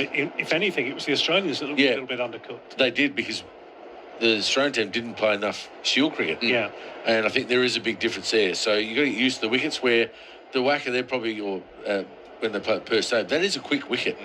I'm surprised that England aren't even using the WACA. Yeah. They're using Lilac Hill, which is nowhere near as bouncy as the tracks they're about to come up against in the Test series. But isn't there a Shield game this week? Yeah, there is, but they still could have been using the nets at the back. Yeah. They are the England cricket team. You do. If they ask for something, we can do that, can we? Yeah. If England asks for something, you'll get it. Right. And as we found out when the squad was named earlier this week, and we chatted to Usman Khawaja on Thursday night, the interesting scenario that we have 15 men named in that Ashes squad, of which one, UT Khawaja, is the only player not to be playing Shield cricket this weekend. Yeah, which I was discussed this morning on Grandstand and then this afternoon, that if he was to miss one, I would have rather him miss one of the games in Sydney or Adelaide. I would have rather him gone to Perth. But look, he knows his game better than most. If he doesn't perform, well, that'll come up. That's just what it is. I think India, so they had an intra-club, a couple of Australia A games and a PM's 11 game, but I don't think the PM's 11 was in between. That was in between. It was in Canberra a day nighter, and it got washed out. Yeah. It was down to a one-day game. Yeah, that's right. Constance got runs. Better 100, yeah. 1300 558 222 is the number to get in touch. Grandstand Cricket on ABC Sport. Quentin Hull and the team here. Darren Lehman, Nathan Horrocks, Robin Chipperfield. It's been raining since 6:30 local time. Well, we had lightning warnings since then, and then the rains come, and it looks like that this 5th T20 is going to be washed out. It's just a matter of them drawing a line under it, because the covers have been down ever since. But great to get your thoughts, and you can also send us a text on 0467920222, which Wendy has done. G'day, Wendy. She says, evening, gents. Disappointing game due to weather. My 3-year-old grandson loves cricket. He has a children's bat and all the gear. I'm giving him I'm giving him a Don Bradman cricket book for Christmas. I hope he's gone to bed, Wendy. I hope I haven't given that away, but thank you for that. Maybe, you know what, Wendy, go and buy him the ABC Cricket magazine as well, and you can help him fill out the scorecards at the back. 0467920222. Just before our next caller, Lee asks, hi Q, just wanted to ask you why there's a difference between a Kookaburra and Duke's ball. Are they really that different? And I'm going to ask Darren Lehman to answer that while getting his opinion on English county cricket now officially abandoning the Kookaburra experiment. You would have seen that news during the week. So in Shield cricket, we played a few rounds with the Dukes a few years ago. Then we said, no, we don't want to do that anymore. And now I read English county cricket has done away with the Kookaburra for a couple of rounds in county cricket. Yeah, I voted for that. Get rid of that. Get rid of the ball. Both ways, I just don't think it works. The ball doesn't work in the countries, and Kookaburra just didn't do enough in England, and the Dukes does too much in Australia. So hard. It's so hard to get. Did you play some of those games? I used to watch them because I think it was a bit after my time. Yeah. And you would see the games, and the balls still look brand new at 80 overs. They were just so hard over there. So the Kookaburra ball in England does absolutely nothing. It's perfect for Australian conditions. And the Duke's ball in Australia does absolutely everything, and you're getting bowled out for 90. So it just doesn't work in the conditions, that's all. It's a big thing in England. They had 4 rounds of Kookaburras, and literally it's a average booster for the batters. That's what it is. And the bowlers, you've got to produce turning wickets and hopefully get a result that way. That's the only way you can get a result. Because if you play on seaming tracks, it just doesn't do enough. And the easiest way to explain the difference outside of conditions is? The Duke's ball's much, much harder. it's much harder, and it's a bigger raised seam to actually sit in the wicket in England conditions and nibble from there and actually do something. Where Australia, the wicket's harder, so hence harder ball, harder seam. It does a hell of a lot more. So that's why they both got to get rid of it. They should just get used to the ball, and all you're doing is you're coming out here and training beforehand or playing games, and you get used to the ball anyway. So there you go, Lee. Thank you for your text. I hope that explains a little. On the talkback, 1300 558 222. Next up is Hayden, who joins us from the west of Victoria the east of Victoria in Sale. How are you, Hayden? Yes, hello, lads. You've been watching it rain there. I've been watching it rain here. It seems to be raining everywhere at the moment. So all the Premier Cricket was called off here. But I just wanted to pat you blokes on the back. I enjoyed the Grace Harris interview and Jake Weatherall. So yeah, it's been good listening. Good on you. Good on you, Hayden. Have you got an Ashes prediction for us?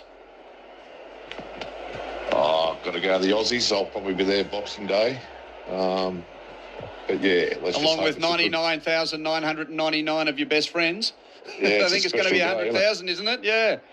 Yeah, it's always a special day. But it should be a cracker series, I reckon. Yeah. Good on you, Hayden. So keep up the good work. I hope your lawn's not getting too much watering. Actually, the funny thing is, obviously you lads play cricket. It's funny how it rains on a Saturday. Saturday's cricket day. It always seems to rain on a Saturday. Yeah. It's annoying, Hayden, but thanks for the call and thanks for listening. Good on you. Let's move on to Peter, who joins us from Western Australia. Hello, Peter. Nice to have your company. How are you? Hello, Peter. Can you hear me now? Oh, yes, I can. Thank you. I was waiting patiently. But yes, indeed, you're coming through loud and clear. How are you? Welcome. Oh, right, mate. I'm good. And I might just let you know it's nice and fine over in Perth, so sorry about those people getting the rain. Not trying to take the what's the name out of you, but anyway. What happened in the first 50 over game of the summer, Peter? It rained. Just thought I'd bring that up. I thought I'd bring it up. What have you got for us? No, it's just a couple of things. I was lucky enough to be at the test when Rick McCluskey got hit, and to be, I was living in Victoria then, and lucky enough to be able to go to the MCG very regularly, and I can always remember him coming out the bat with the bandaged up head, and I was facing Bob Willis, who did the damage anyway, and just seeing that sort of thing happening, I thought, that's courage personified. Yeah, centenary test. Yep. Yes. And Kerry O'Keefe ended up opening in the second innings, I think, in that test match because Rick McCluskey, after that injury... Got it down, didn't he? Yep. Yeah. Was Rod Marsh to get 100 that test match? Oh, I'm trying to... I think you might have got 100. I know Derek Randall might have got 149 or something like that, I think. And amazing to think that we're not too far away from the 150th anniversary test, which, by the way, of course, you'll hear on the home of cricket here, ABC Sport. Good news coming through during the week that officially we have secured the rights to call that game. When is it? February of 2027 and a day-night game. Oh, wow. At the MCG. Certainly makes me feel old now. Thanks very much for that. Yeah. But no, I had some great times at the G with some great mates I used to go there with regularly. And that was just, you don't realise how lucky you are. And if you're living in Melbourne to be able to just do that on a normal day, what are you going to do? Go to the cricket, bang, in you go. Were you there for Warnie's hat-trick? Any other MCG Ashes memories come to mind? Were you there for the fumbling in the slips cordon when AB and Tomo nearly got us home? No, I can definitely remember DK Lilly getting his run-up warmed up from the side screen, lining with his foot on the back of the wheel of the side screen and sort of running up from there. I remember that. That was just right in front of us, and that was probably one of the most memorable things, and saw him play a lot, saw Tomo play a lot, saw a lot of them, I was in that great era, so I was very lucky to be able to go to those games and probably not realise how great it was. Yeah, good on you, Peter. Thanks for your call. And you know, we all have those moments, don't we? I remember my late pa, one of the first times I can remember being captivated by Test cricket. I would have been maybe 6 or 7 and realising, AB's shielding Tomo from the strike and we might get these runs. And just watching as the runs counted down, only for poor Tomo to have it nicked into the slips cord and juggled. And eventually caught. Ian Botham took the wicket. Ian Botham, yeah. Was it Miller and Tavares or Cook and you're trying to remember who had the fumble in the slips cord among all Testing the rain. me now, yeah. Yeah. Was it Gower? Tavares and Miller. Tavares and Miller. Yeah. Jeff Miller. All right. Yeah, okay. It was on the Commonwealth Bank Cricket Academy video. So back in the day when I was learning cricket, they had this video called the Commonwealth Bank Cricket Academy, and they spoke about slips catching, and that was it. That was one of the highlights on the video. Not how to catch, but there's stuff of it. So that was probably my first memory of that game. By the way, we're getting closer to this game officially being called off. If you're tuning in and wondering why are we nattering away here, well, there's been rain in Brisbane, and India was sent in, none for 52, 4.5 overs, lightning and off, and then rain. But we're ploughing through until we get the official call of stumps and no result here. 1300 558 222 is the number to get in touch. Quentin Hull, Darren Lehman, Nathan Horrocks and Robin Chipperfield with you for Grandstand Cricket on ABC Sport. G'day to Damien, who joins us from Fremantle. How are you, Damien? Very well, Prentice. Look, I've got to be honest, it wasn't on my bingo card this week to have Steve Waugh give George Bailey a whack twice. But we were happy to hear it happen, my mates and I. I think George Bailey's certainly been coasting for a while now. What do you guys think? Okay, good question. Yeah, look, I've been handed this question. Thanks for that. I like that. Nathan Rich. Yeah. Lawrence has been given the big palm by Boof there. Nah, look, it's... I got to say, look, I have to tend to agree, to be honest. Look, I think the selections that he's had to make, I think probably the Davey Warner call for a long time there, people rubbed a lot of people the wrong way. Moving into this series, Marnus was playing a fair while without really scoring a lot of runs. Yes, he had been so successful and been able to make that tough call. And I think that's what Steve Waugh was really referring to. Not Nathan Lyon being dropped for the test in the West Indies or anything like that. But I tend to agree that I think that he needs to start to... He's probably going to have to make those calls, and being so close to everybody in that change room, and it would make it tough at times. Look, I'd like to see, personally, this is only my opinion, I'd like to see the selector a little bit more distant away from the team. But they seem to like it, and it seems to operate quite well. Don't know what you think there, Darren? I said that last year. Yeah. And, that's one of the talking points. It became quite a big talking point, didn't it? Yep. Steve Waugh also, I think, when he was saying... What he's saying is the age demographic. We only have one player under 30. Yep. And that's Cameron Green at 26. Now, you do have an older cricket.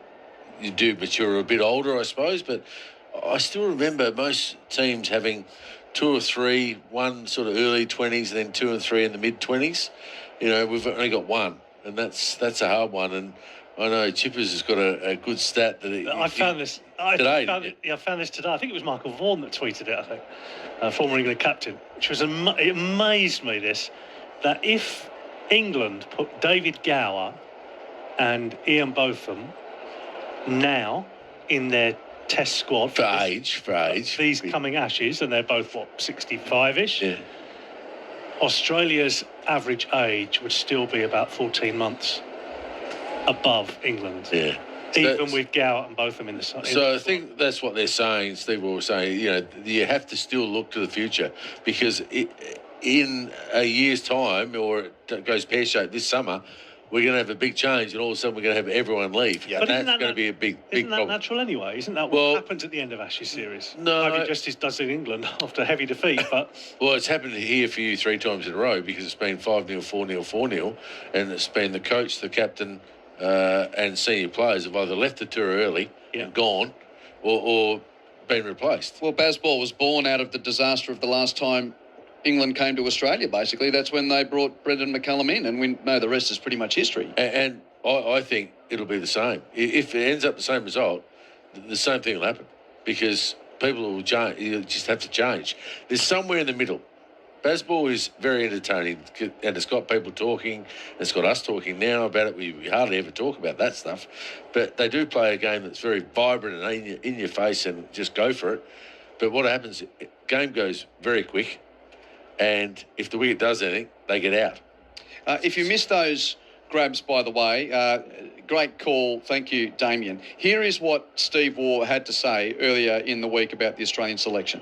Well, George Bailey's going to have to make some tough calls, and I think in the past he's shown that he hasn't really had the appetite for that at times. So he's going to have to step up to the plate with the other selectors because it is a time of transition. The bowlers are in their sort of 30s and some of the batsmen are getting on as well. And here in response to those comments from the former Australian skipper is the chair of selectors, George Bailey. We're aware of the age profile of the team. I'm interested when people sort of have that view as to who would they like us to leave Nathan Lyon and Mitch Starc out. Is just because of their age, or is that? But I think there's other ways of attacking that. Again, we're investing heavily into Australia A cricket. We're rolling some young guys through. There's been debuts. There's been people on tours. That will happen, but. I think you have to have respect for the fact that these guys work incredibly hard to play Test cricket. We see it as still the sort of pinnacle format, and so I think you've got to give due respect that the guys are performing very well, and they earn the right to be selected. But no, I'm not sure the players pick it. I'm sure there'd be more names on that list if the players were able to pick it. So it goes with the territory, Wolf and Ritzy, as either players or coach. When you have, everyone wants to talk about selection, but very rarely do you get someone of the gravitas of a Steve Waugh on the eve of such a big series. So I'm just wondering, outside of what was said, the way that you would react to that as coach or player. I think he actually answered that quite well, George Bailey, and he has actually made a tough call on Nathan Lyon the last time Australia played in the West Indies, or the last Test match, actually. They didn't play Nathan Lyon. They went with the 4 quicks. His point there, George Bailey, is a very good one in who you replace. Everyone says he should be playing, or he should be playing. They never say who should miss out. And I remember as coach, Chad Sayers had an unbelievable couple of years where he got 50 wickets for South Australia 2 or 3 years in a row. I'd go back to my hometown Adelaide after the Test match dinner and I'd get asked why Chad Sayers not playing. All radio, ABC would ring me, why is Chad Sayers not playing? I'd just have to say, okay, who do you want me to drop? Mitchell Johnson, Mitchell Starc or Josh Hazlewood? And they go, well, no, you can't drop them. You've got to play, well, who am I dropping then? I need all my batters. So he's sort of referencing that. You drop Starc or Lyon because of age. I think what we're saying is there should be a fallback where there should have been a couple of players coming through that should have been able to push at as an opening batter or a number 4 or a number 5 or a Ricky Ponting that came into 6 into the Test side and grow through that time in the last 2 or 3 years. So let's wind it back. Have we faffed around since David Warner retired and the Steve Smith experiment cost us valuable time? Yes. Steve Smith never opened. Never opened. Yes. Very silly. So that's sort of what Steve was... Yeah, that's probably what he's saying. And I'm not putting words into Steve, but if you read it, that's sort of what... don't let Steve... Let's make a choice on an opener. Let's give him some time. Yep. We even the World Test Championship, I mean, getting there, Sri Lanka, Usman wants to get to Sydney this year. Yep. Usman want to play well. Yes. He want to play very well because that's a big risk they're taking, playing a 30-year-old as an opener against Archer, against Wood. And is he up to it? Yes, he probably is. But only time will tell that. If he's not, then they've let go time in that one as well. Well, Sam not opening in Sri Lanka, Sam Constas, travelling a young kid who they were trying to blood as opener, whether or not he was the right guy after the India series, but the opportunity to play on some good wickets to learn his game that little bit more, playing, Uzi double 100. You know, Josh Inglis comes in, gets 100. These guys, Sam Constas plays, and if he gets 100 in one of those two tests, you might be talking about a completely different structure of the side right now. And just while on that, I'd be fascinated. Where does Nathan McSweeney bat when he gets recalled to the Australian team? Steve Smith's replacement. Well, we've got to wait that long for Nathan McSweeney to get another go? I think it's probably inevitable that he gets another go, is it? You will at the moment, but I'll tell you, and I'll be interested to hear Chipper's view. He watches a lot of Shield cricket, our man. There'll be big changes if Australia lose, massive. And there'll be massive changes if England lose. Yeah, absolutely. England always lose here, and then there are changes. I tell you what's interesting is England have just given Ben Stokes another contract, to extend his contract. It was only up for 1 year at one point, and it's just been extended for another year, which is interesting. Just the timing just before the Ashes, because if things went very pear-shaped over here, you'd imagine his captaincy would come under big pressure. Whether the coach will, I don't know, because they're very much all in on that.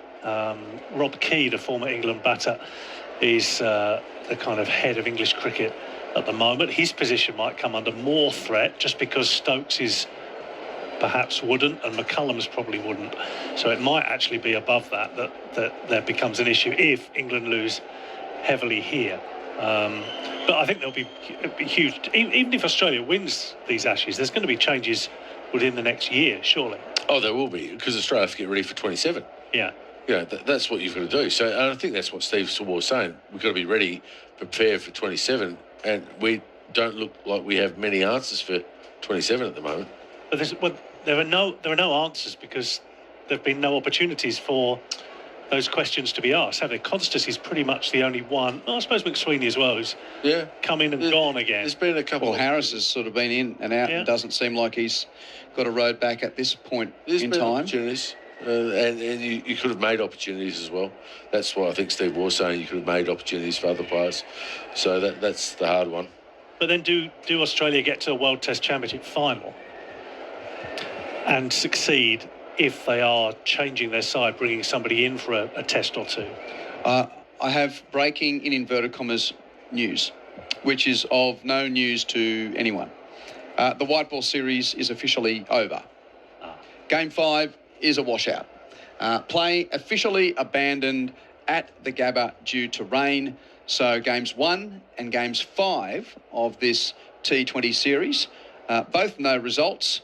Australia leading 1-0 after Melbourne, India winning in Hobart and at Carrara. So India win the series 2-1. Play is officially abandoned here, and Cricket Australia's got to pay out 28,000 refunds because we only had 4.5 overs of cricket, and they needed to get to 6 to sort of say you've got enough entertainment for us to keep your money. So all done, none for 52. India from 4.5 overs, but play abandoned. So yeah, that's really disappointing because there was a big crowd in and a lot of disappointed supporters. I think we got shortchanged in a 20-over game here last year, didn't we, Darren? Yeah, we've had a bit of rain. Gabba. We've had a bit of rain in the series in October, November, the last 2 years, actually. Can we finish that chat with Chip? Yeah, just thought I'd give that official news. Go for your life. In terms of the players coming in, Sweeney and... Yeah, so there is going to be a natural change from selectors. The other thing is, I think, my gut for England, there's a part of England, what I'm seeing when I go over there, there's 70% that don't like what's going on. Yeah. So there'll be a big push for change. They'll keep a lot of the baseball stuff because they want entertainment, but they'll change maybe who runs it, how they do it. Yeah, I think some clientele, some players. There's a lot of Kool-Aid that's been drunk over the last 3 or 4 years about the way it is, and undoubtedly England are a much better team than they were before. Remember, they won 1 in 15 tests coming through the Ashes. No, I totally agree with you there. They're a lot better side. They're a lot better side. But they still haven't won jack. No, correct, absolutely. And that gets masked over by the fact that by the way they play and the entertainment they provide in that, but they still don't win enough matches, and they're not as ruthless. And this is my concern as a Pom coming into the Ashes. When Australia are 5 for 150, as they will be at one point in the series, they are very capable, and they will find a way of getting to 300, 320, 340, whatever it might be. If England get to 5 for 150, there is every danger that they're all out for 200, and the momentum has gone. There's just more ruthlessness to this Australian side than there is the English side. We saw it recently in New Zealand. Well, we saw it here last summer. I mean, I think we underestimated the mental fortitude of Andrew McDonald, Pat Cummins and his team, the way they went down 1-0 quite blazingly, spectacularly in Perth last summer, yet came back and played excellent cricket. Played amazing cricket. And it's the series all, in the balance basically until the last innings in Sydney when Bumrah couldn't come out and bowl. Had Bumrah been bowling in that test, that would have been amazing. Well, who knows? Well, what about Melbourne? Yeah, and last session of day 5. Rishabh Pant. And the viral video of Sonny. And then all of a sudden, it just went nuts. They bowled him out and got to leave. Yeah. That's what Test cricket, that's the beauty of Test cricket. But Australia wins those moments. 9 times out of 10, Australia wins those moments and wins those test matches. And that to me, is the difference. And England were cruising in the 5th test at the Oval. Summer. Yeah. 3 for 320, chasing 360. Against India. 100, and Root and Brooke were cruising, and Brooke did something stupid. Root did something stupid. They both did something stupid, and all of a sudden they lost by 10 runs. It was just an unlosable test match. You just can't lose that. I mean, I don't care who you are. You just bat normally and you win the game. And even if you have to take another hour into the game to win the game, you just win it. Well, that's the difference. That for me is the difference. No, but the response with that loss is, well, that's just the way I play. So look, it doesn't really matter. There's no onus on that. Like, you could never do that. But like nowadays, you do that. Oh, look, that's just what it is. And to be blatantly honest, and I hope we get something different this summer, but we all love and know cricket. For the last 20 years, Ashes series are just better contests in England. They haven't been contests in Australia. I mean, even the time that England won under Strauss, we were poor. But we haven't seen close Ashes cricket in Australia for a long time. I think there's the part of I cheer for Test cricket. I mean, I cheer for Australia in the Ashes, but you know what I'm saying? I yearn for something that kept me up nights in 2005 and in 2019. All of that stuff that has happened in England is so good, and we haven't got any of that here in Australia over the last Ashes series. And I don't want it. I want to stay status quo, you get a little bit of my frustration there because I do. I reckon you'll get it the first couple of games. You feel for the way that England was absolutely pathetic with the pink ball in Hobart. Remember, Hobart finally got an Ashes test last time, and that was just. It comes back to here last time. It was the Gabba last time where England. All right, I didn't think they'd win here, but I thought they'd be at least competitive and picked completely the wrong side, did everything wrong here. Stuart Broad didn't play. Stuart Broad didn't play. Among other things. That was ridiculous. What are they doing? And you just despair. At least, hopefully, it won't be like that this time. I hope it is. Robin, thank you for coming to Brisbane. It's been great. We will try and give you some cricket at Alan Border Field tomorrow. I look forward to it. Yeah, Robin Chipperfield, great to have him on board. So, Thanks, as mentioned, the double header at Alan Border Field to start WBBL tomorrow, which is Heat v Renegades, then Thunder v Hurricanes, and then later on in the evening out west, the Scorchers host the Sixers. All of those games will be on the ABC Listen app. Look for the pink ball. Darren, what have you got a quiet week or so in Brisbane before you go to Perth? I'm home. I'm home for 10 days before, obviously, what's going to be an unbelievable summer. So, no phone calls. Q from you? Or you, Zane? Or you, Mitch, in Perth? Anyone? You better not leave your wallet behind in the box then. Make sure you've got all your things. Yeah, no, I'm looking forward to getting to Perth and actually having an unbelievable test match, as everyone is, all our listeners, and that. It'll be a fantastic series, I'm sure. Hopefully the Aussies win, and Chippers, I can smile at him every day. That's what I'd like. We've got about a minute and a half before we wrap things up. So, Nathan Horrocks, this is probably the last we'll hear from you for a little bit. You're going to be back with us during the BBL this summer. But can we get your Ashes series scoreline, please? Yeah, look, I'm going to go 1 washout in Sydney. I don't think we're going to get there. You've gone to form? I'm going to say 3-1 Aussies. Where does England win? I'm going to say day-night test. Here? Yeah. Okay. Yeah. So I think, look, I'm actually going to the Perth test. I'm going over for a golf day earlier and then staying for the 3 days of the test. I don't think it's going to last any longer than 3 days. I'm looking forward. It's going to be a great series. I'm just looking forward to those two attacks against each other. Great to have your knowledge as ever, Nathan Horrocks. And irony of ironies, just as the game's been called off now, they sort of go out to the middle of the grounds people and start to sort of bed in the covers for the evening. So unfortunately, only 4.5 overs of cricket. Game 5 is a washout, and India wins the series by 2-1. Not only thanks to all the team here, including Zane Bojack and Peter Scott, but to Mitch Turner back in the studio. Thank you for your company and patience throughout a frustrating night here at the Gabba, but the Queensland capital hopefully can put on some better weather for cricket tomorrow with that WBBL doubleheader, which starts the season getting underway at about 1:30 Australian Eastern Daylight Time. On behalf of the entire Grandstand cricket team on ABC Sport, enjoy the rest of your Saturday evening. Washout at the Gabba. I kept once I could run again, I really worked hard again at my running, both short and sharp and the endurance. Let's not, you've got to put a lot of weight on the the distance stuff, the endurance stuff. Yep. And the other thing was technique. But above it all, with Dr. Frank Pike, he got me doing a lot of specific core strength work for what would be used in my back bowling fast when and if I came back again. Yeah. So there was a whole component of things. But the main thing I'll never, ever forget him saying was, your action is all over the place. Your shoulders and hips are separated. You're jumping in and out. You're putting extreme stress on not just your back, but everywhere. And he said, you will have to look at making sure that your action is more coordinated and smoother.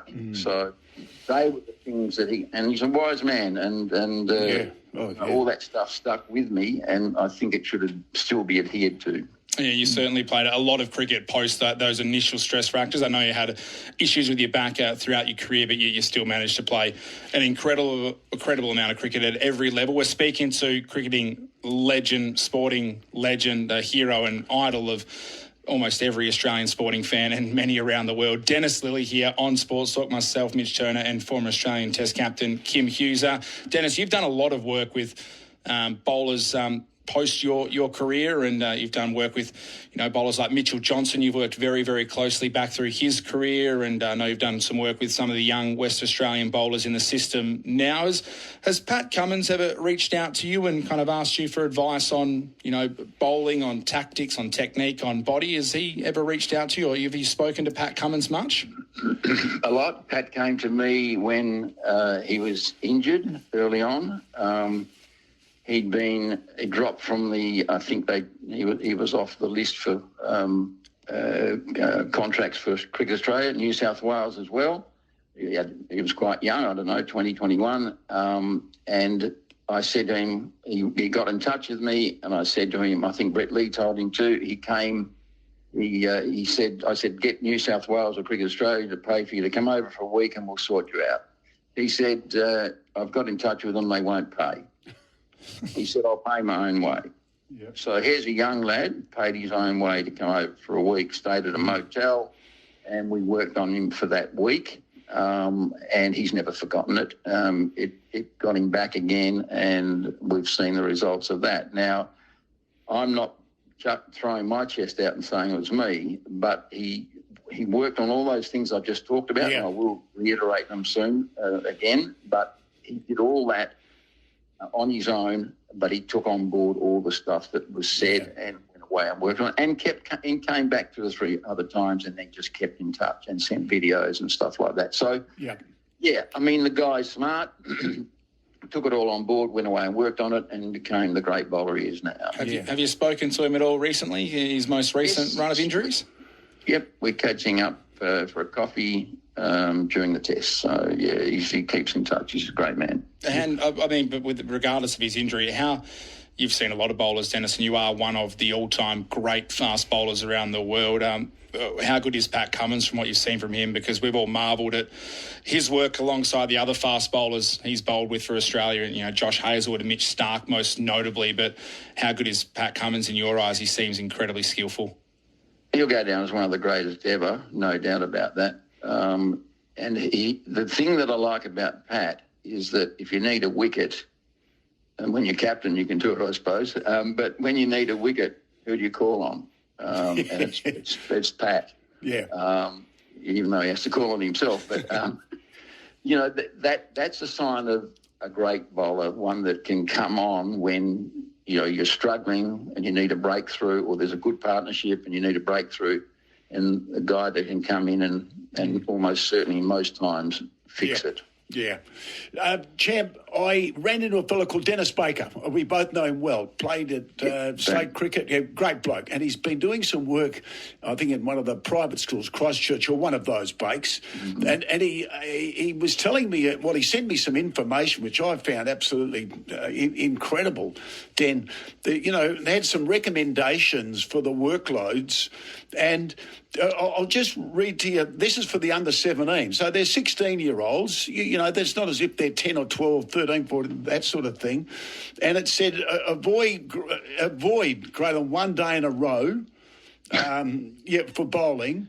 Then avoid 3 days in a week, and avoid 5 overs in a spell. Mate, if you had to do that, you wouldn't have played. I just find it, absolutely staggering that at a boy that's 16 or 17, I'm not saying you go out there and bowl 30, 40, 50 overs, but to avoid, greater than 1 day in a row, I just find it just amazing. Well, we should have all broken down every second week if that's the case. And we didn't. So, no. Look, I don't know. Somewhere there's the answer. That's certainly not working, I don't think, anyway. Correct. You can be playing under 17s for Australia at 16 or 15, and you have to bowl. Otherwise, you shouldn't be there. You're not going to get a game. I mean, the interesting thing, and I'm just going to put this down for the record, but I'm not the expert. I don't know it at all. I'm sure of that. There's people out there that know more than me, but there are a few things if you like, I can just go back on and tell you are key components, I think, for bowling fast. And I'm talking fast, not medium pace swing, but fast. Yeah. So your components in no particular order, but the number one is technique. You must get your technique right. If there's a fault in your technique, you're going to have injuries. You may have injuries even if you have got a reasonably good technique, but you're going to definitely get injuries. So that technique is so important. Technique also for efficiency. If your technique is wrong and you're not able to put into play all these things that you want to do, swing the ball, cut the ball, whatever. Endurance. So you do endurance work. We talked about that earlier. Core strength, which we've talked about. Strength for purpose. So not the Arnie Schwarzenegger or the beach look.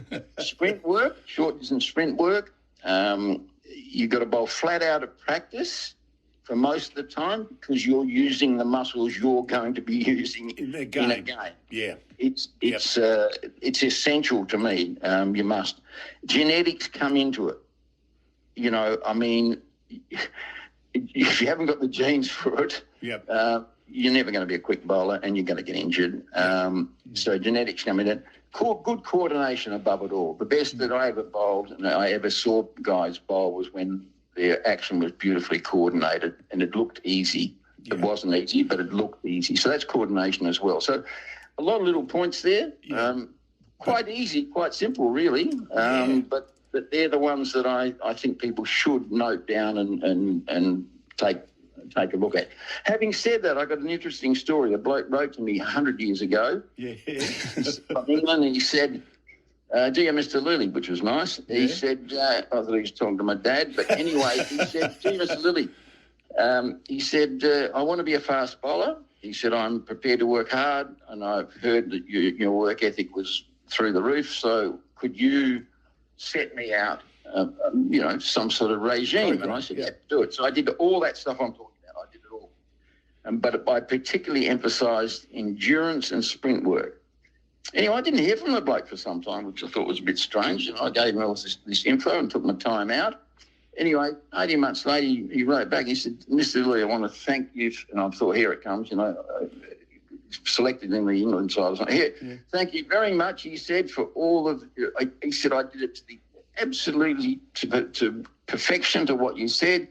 He said, I can't bowl for rubbish, he said, but I'm the squash champion of Nottingham. So I'll leave you with that saying, maybe I'm wrong. Well, Jim, I've got one, and then Mitch has got one. Yeah, I've read in the paper. I was just going to say that, Pat Cummins in his first-class career has bowled, looking at his first-class record, he's bowled 16,789 deliveries. Dennis Lilly finished at first-class level bowling 44,806 deliveries, and that's just in game. That's on match day. Yeah. That's not in the nets as well. It must be 400,000 or 500,000. Just for our listeners, and then I'm going to ask you this other question about Ian Botham, champ, is that there was someone did a synopsis on how many days of cricket they were playing, and you played in a summer, champ, you were playing 70. Because you played every test match, every one-day international, every game for Western Australia, 70 first-class fixtures. Cricket. Yeah, and club cricket as well.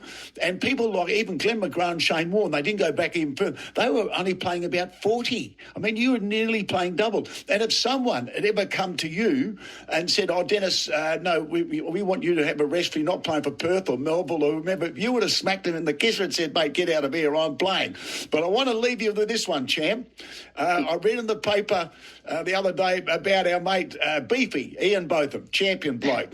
And amongst a few other things, he was talking about the English attack and that, but his great quote was, bowlers don't get fit in the gyms.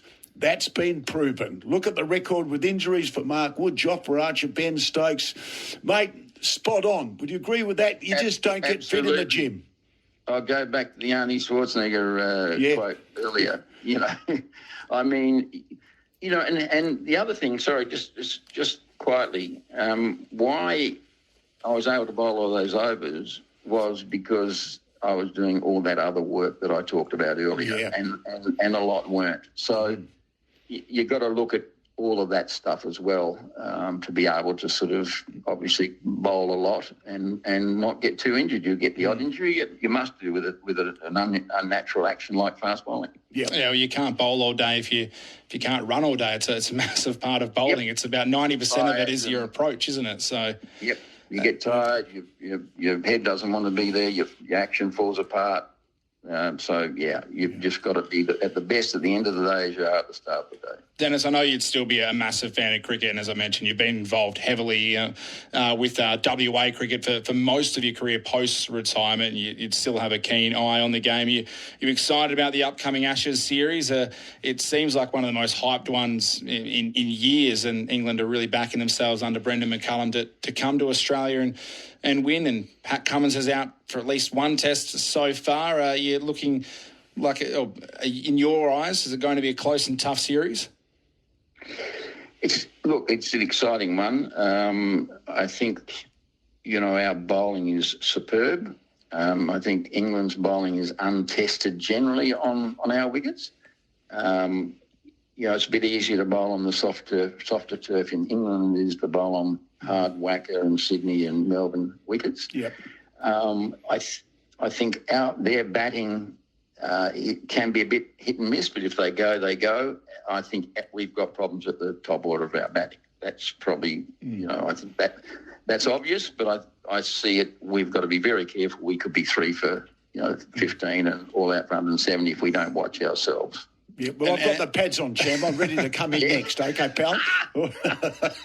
He's playing lawn bowls these days, Dennis. He's a long way away. He's a lawn bowler. Yeah.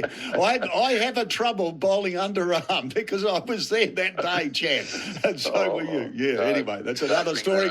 Mate, if I was a young, quick West Australian cricket, what I'd be doing, I'd be just, getting on the phone, coming around, knocking on your door and saying, Dennis, can I buy you a cup of coffee? Because I tell you what you've just said to our listeners and that is just fantastic.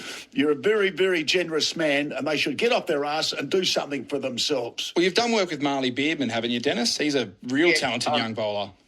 I'm going, and I'll be seeing him sometime next week. He's going away, I think, for a week or something, and then when he comes back, we'll be having another look at his, see everything's okay, his action, and make sure he's doing all the work that he should be doing. So, since the age of about 14, I never take on lads at 14, but he was a mate of mine, and he just insisted, and so we went gently with things until he got to about 16 or 17. He was playing A grade, I think, at 15. So, he had to learn pretty quick, and he has, and he's worked hard at it.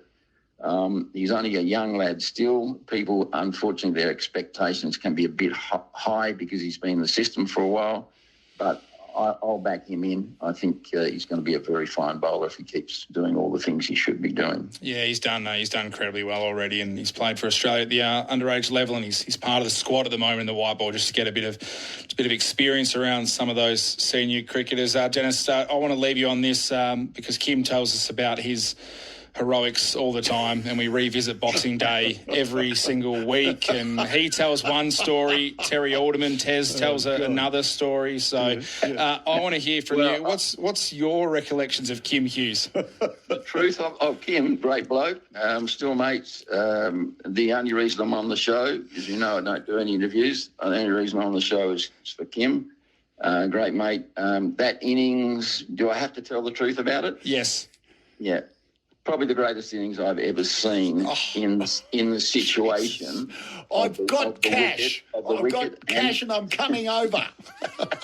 The situation of the wicket and the bowlers that were bowling at the time, I remember seeing one ball just take off a length and hit Greg Chappell in the nose, and I was batting at 11 and I started to worry. So, he just took them on and played one of the greatest innings I've seen in those conditions. Oh, Terry says he made it look harder than what it was, so he's not as he's not as complimentary, Clark, as you are. Dennis Lilly, we really appreciate your time. We know you don't do a lot of this stuff, but it's great to have you on with your great mate Kim Hughes. It's good that you're still mates all this time, even though you could have got him a couple of times in the nets, and I'm sure you got the better of him on many occasions. You're still putting up with him after all these years. We're all putting up with him. We love him, and we love having you on. It's an absolute honour. Just quickly, it was great bowling to him in the nets, but it was I found it difficult bowling to him in the nets because it's very hard to hit a moving target.